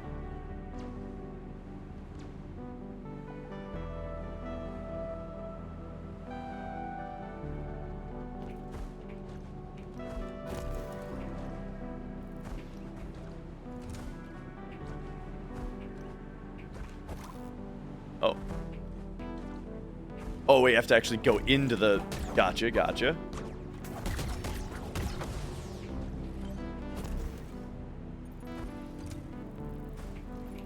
And then take me like that. Oh, we're out of there.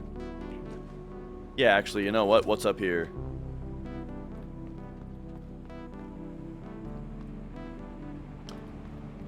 Yeah, there is a background up-res mod for FF7 for sure. There's some pretty good-looking ones. However, that's the other problem with them putting a new version on the store, is that, you know, all of the mods are for the current version. So, you know, we have yet to see how moddable this new version is even going to be.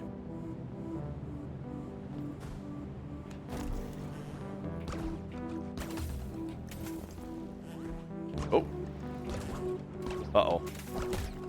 Fighting two of these guys at once can be a bit nasty. Oh yeah, just unlock both of them at once. Nice.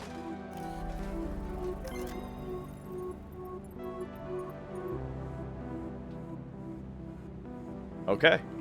Perfect. Oh! There we go.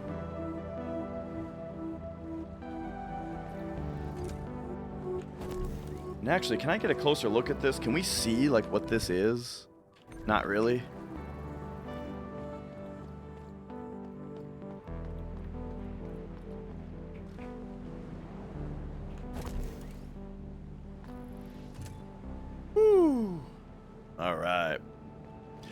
However, the thing about the FF7 update, though, is that you're not going to lose the game if you already own it. If you already own FF7 on Steam, the current version is going to be renamed Final Fantasy VII 2013 Edition.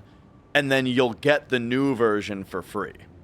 So if you already own it, you're fine. It's just a problem for anybody who would have potentially discovered the FF7 speedrun on PC. Now to get into it, they have to use the new version because the old version won't be sold anymore, you know?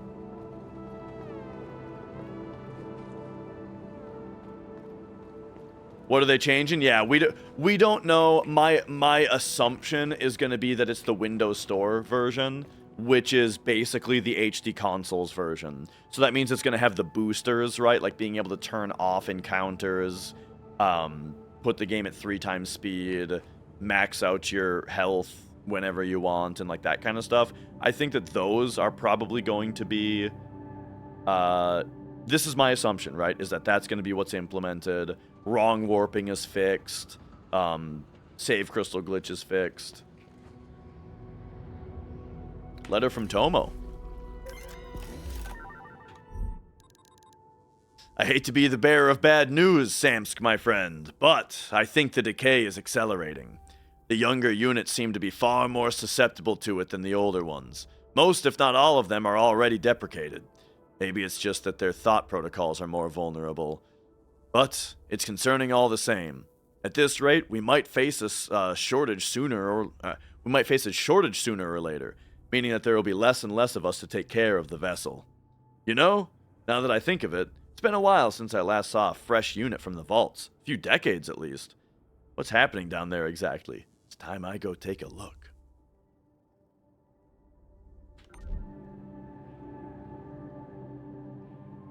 More like defecated. Alright, we usually get new abilities from these, so let's see what our new ability is. Am I going to be able to become heavy? To avoid wind, perhaps? This is where we first met, Tomo and I. I was fresh from the vaults back then, and every other unit was afraid of me. Not them. Tomo was the one to show me the ropes around the upper parts of the vessel, and not once were they so much as startled by my appearance. Sometimes I wonder if that was just an act. It would explain why they didn't stick around.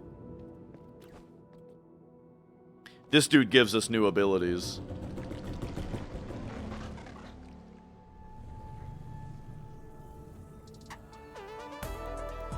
Alright. Oh! Oh! Whoa! We can, like, spider walk now? Okay, this is gonna need to be a new button, however.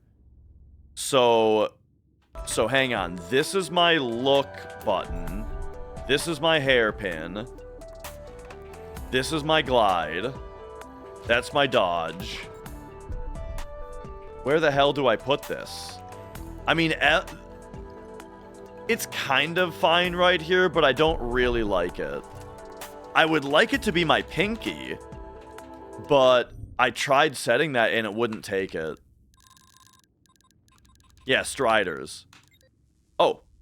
Oh, okay, I can use it. It just... That's funny. They don't have a symbol for it. There's no symbol for it, but this is my numpad 0, which is perfect. Okay, great. So, I wonder which way they want me to go here, because...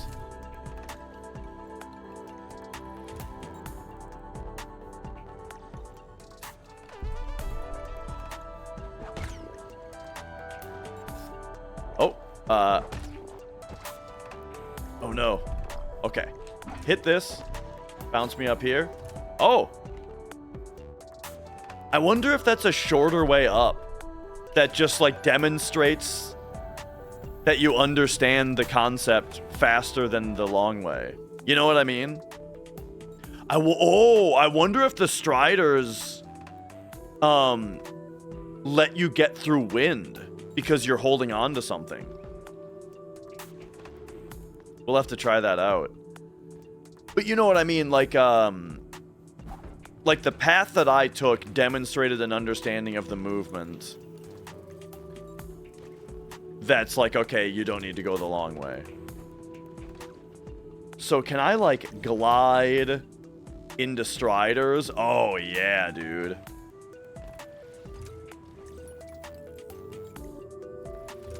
Okay, this is cool.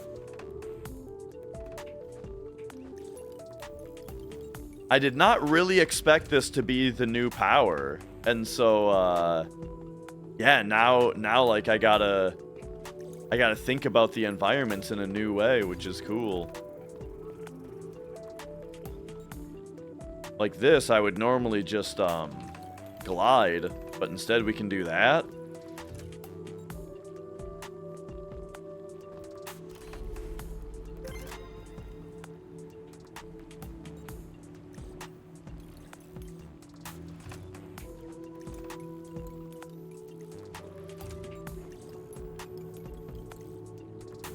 Okay, what if I double jump, then stride? Now can I double jump again? Yes? Oh! Okay, okay. So no reason not to double jump into one, really.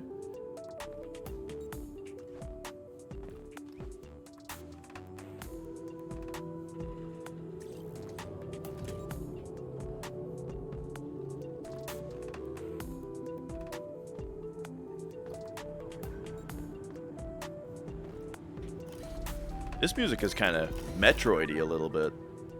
In a good way. Heed the word of the voices, but do not seek their contact. For an impure touch will anger them, and they will trap your soul in their white shell. Yeah, here's where they teach it to me. The Strider gets through wind. Nice.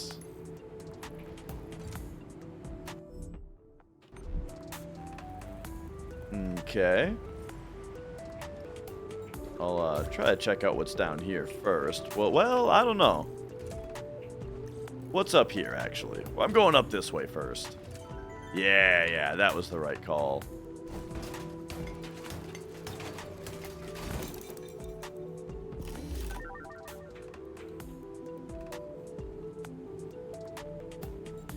Down the other way looked like serious business.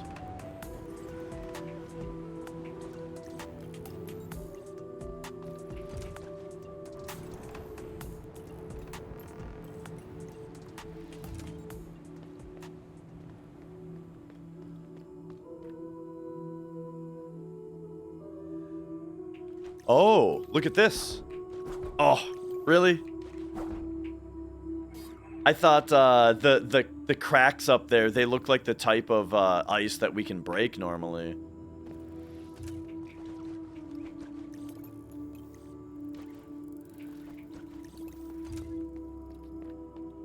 Okay, so this feels like a place I've been before. Especially because there's a broken thingy over there.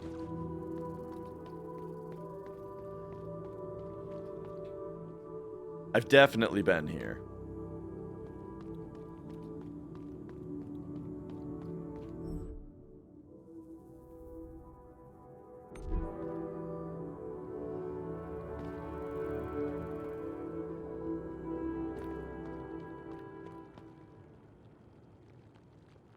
Huh.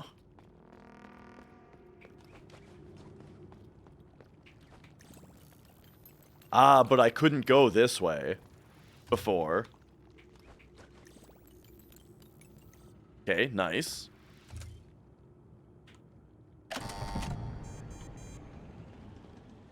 And then similarly to glide, it looks... Whoops. I was testing something. It looks like if I release, we're still losing energy. Yeah. So, like, as soon as you start using it, you're using it. Oh, well, I hit the switch and I didn't see what it did. Uh-oh. Well.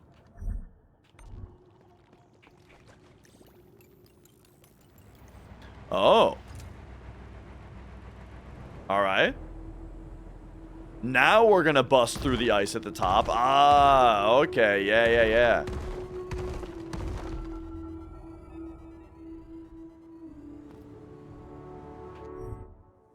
we're back here.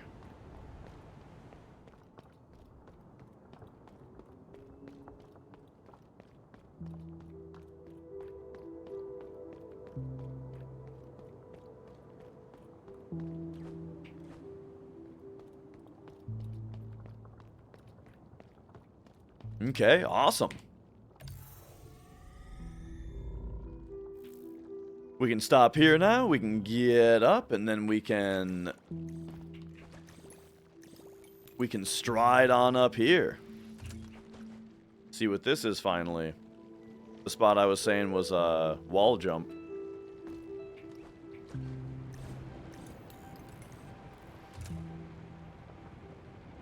Okay, so this looks like glide. Hit. Glide. Give him the old glide and stride, baby.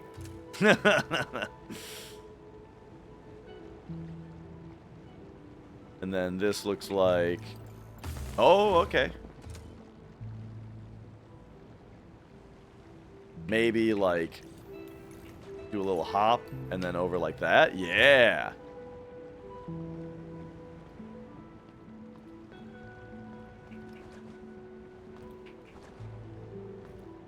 There's more to find up here, though. Like, what if I want to get carried by this thing? Yeah. And now this is... Oh, we could. Okay, nice. Glide over the top of it, and then... Or stride over the top of it.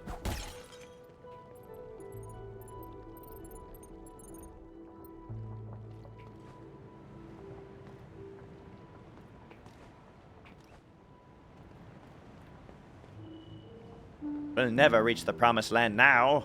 As long as we stay together, it doesn't matter to me. Where are we actually going now?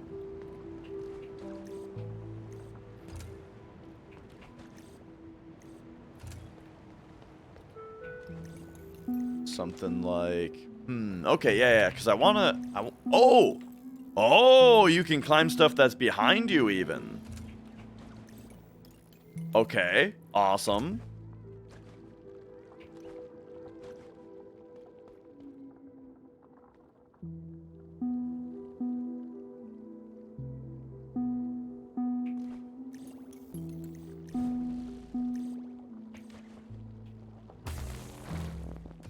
Okay, this is looking to me like a double jump, stride, double jump.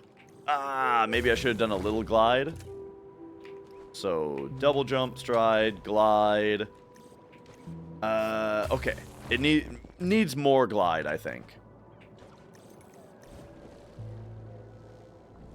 And then we just double jump here.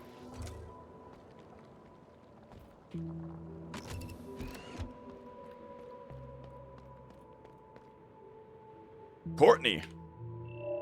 I was thinking, the heart was never supposed to last that long. We used to replace incumbents every century or so. Those were the most grandiose embeddings to behold. Sadly, as the travelers vanished, so did the embeddings. When you think about it, it's amazing how long the current heart has lasted. But I guess we don't know. I guess we always wish for more. Welcome to the Trevor House, a place to gather before the heart fails us and we all permanently disconnect. None of us want to face it alone. But as long as we stay together, we can still find some joy. Let's make the most of the time we have left. Unknown object. Let's see. Damage inflicted on enemies increases when energy is not fully charged. Okay. 20 slots is pretty steep, though.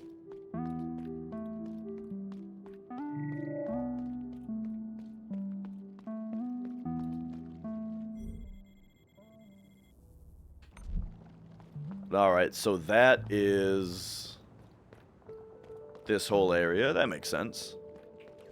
Little, like, whoa. Little story thing, and then a new thingy. New, module.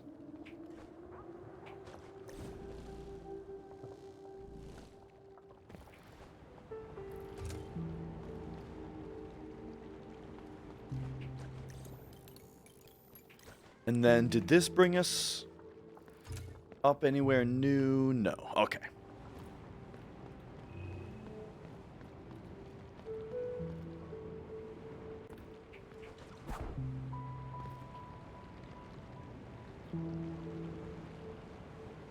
Oh, I guess now is when you'd want to take the glide back, eh? Oh, hang on. I didn't fully think about it. I didn't remember where I was going down here. Oh, that's not the right button. I tried to use my Strider button to look there. 600 droplets lost. Fuck. That's fine though. I think I got everything and I was just on my way back.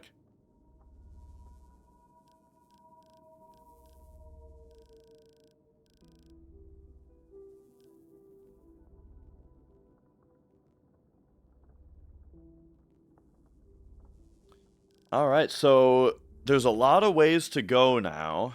Let's see if we zoom all the way in and put this like right here. Now I can take another sample, then say wall jump, Laura's seal, or Lura's seal is still gonna be the thing there, but oh, it goes lower now.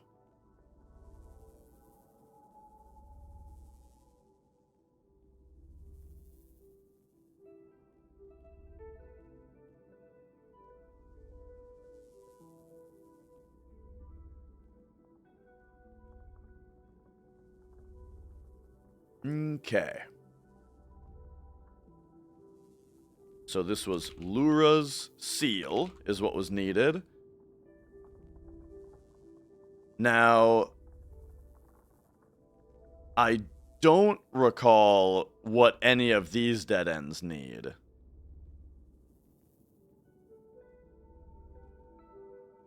But over here we needed Strider, so we have that now. So that's gonna be like the big next thing to do, I think.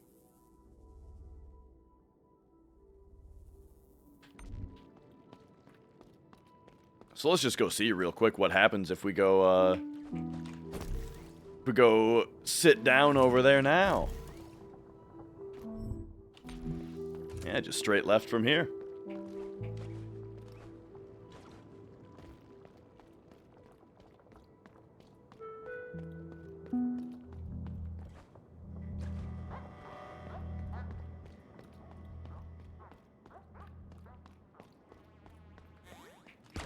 Yeah, by the way, speaking of old good Flash games, I did play a lot of N+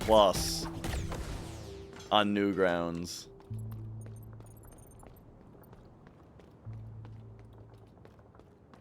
Oh!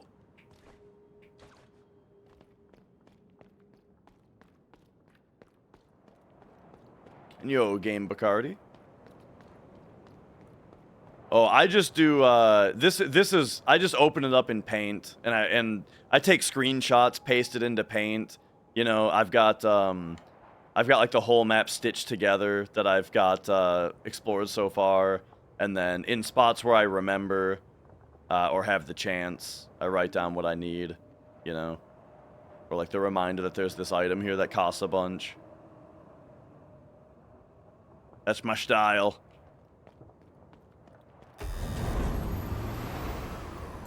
Oh.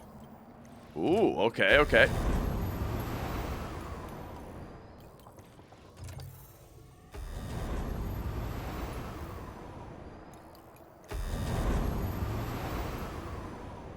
Oh.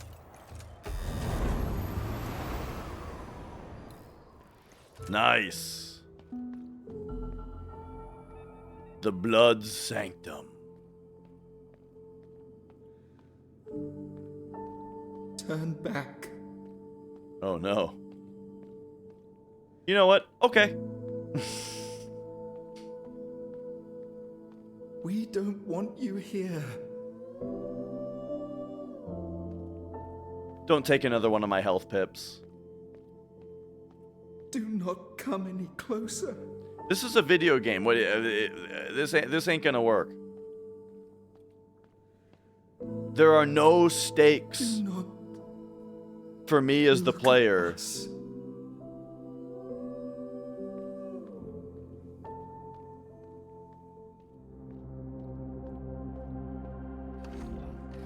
Oh dang, he's right here already.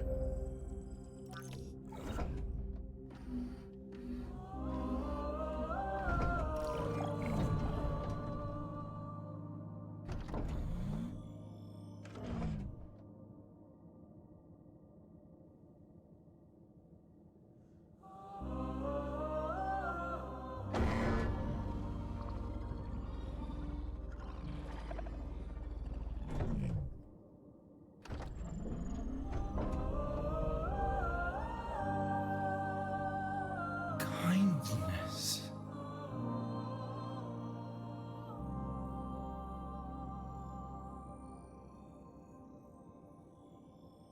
We remember kindness. We remember warmth. We remember the pulse of life coursing through our shell. A rhythm now still. We don't deserve kindness. Even so, your presence punctuates the silence. You do not bring judgment, but a query. If you seek comfort, none remains. Then, do you seek us? Do you truly seek our help? I like the idea that that single one that came up is like him pointing at himself. Us?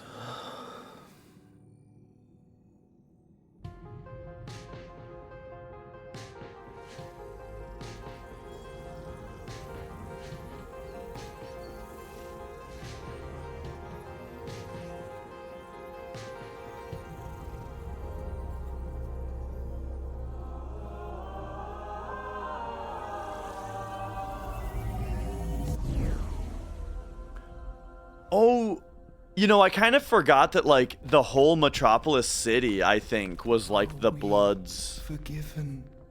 area. So, yeah, it makes sense that, all of the platforming that I just did was up to this guy. Not just, Swing. Yeah, not just to get into his area. Like, that was the area that we just went through. Alright, sweet. So now is this big fan gonna be off and we can sit here? Nice. Alright. So now we've got 3 fast travel points. Pretty crazy.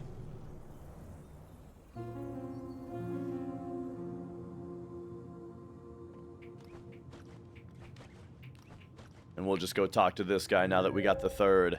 You're back, Mio, and still you bear the voice, you bear the voice of the blood. I must admit I had doubts, but this is good progress. He was cheerful and outgoing, always finding a way to mingle with the travelers he had under his care. Solitude was not part of his vocabulary. It was especially painful to see him lose his spark after the traveler's disappearance. At least now, he's not alone anymore. His name was Liho. Let him be remembered.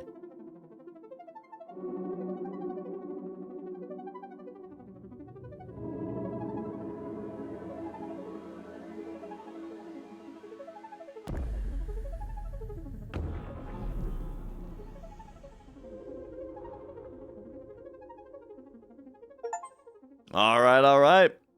We got 3 of the big boys attuned. We've still got the hand. Just the hand and the spine, eh? And, like, this kind of is the spine. Alright.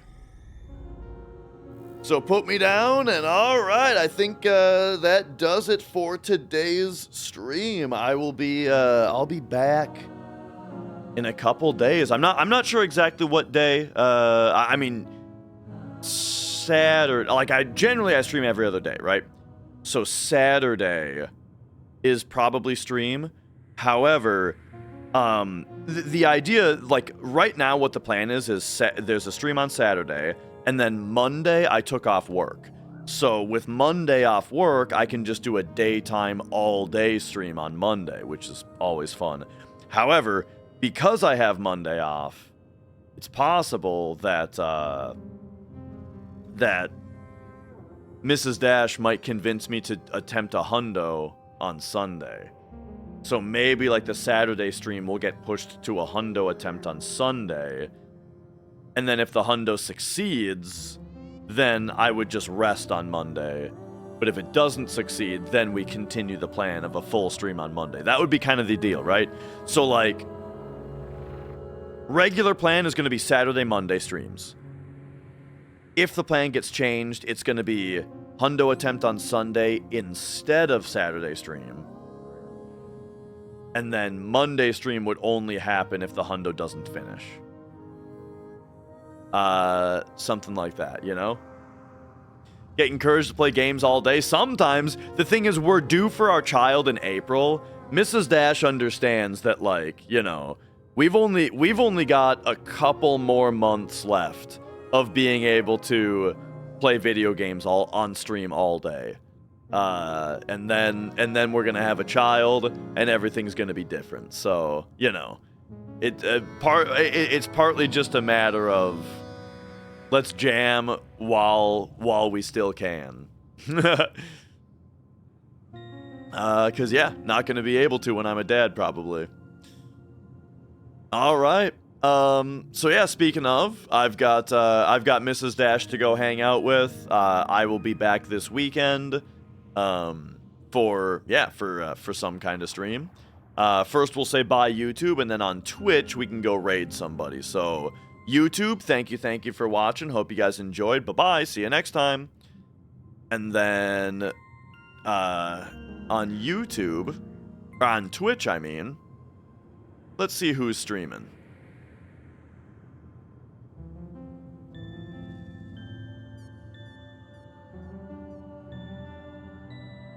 And we can send a raid on over there.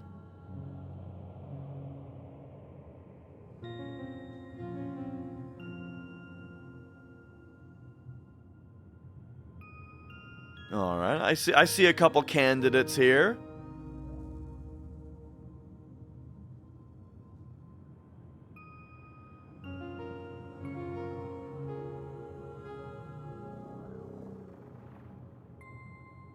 You know, I haven't like ever rated Dan Reichert. And this guy's great. And he's playing Sekiro, and I love Sekiro. So, I'm gonna send you guys over to Dan Reichert. This guy's awesome, and he has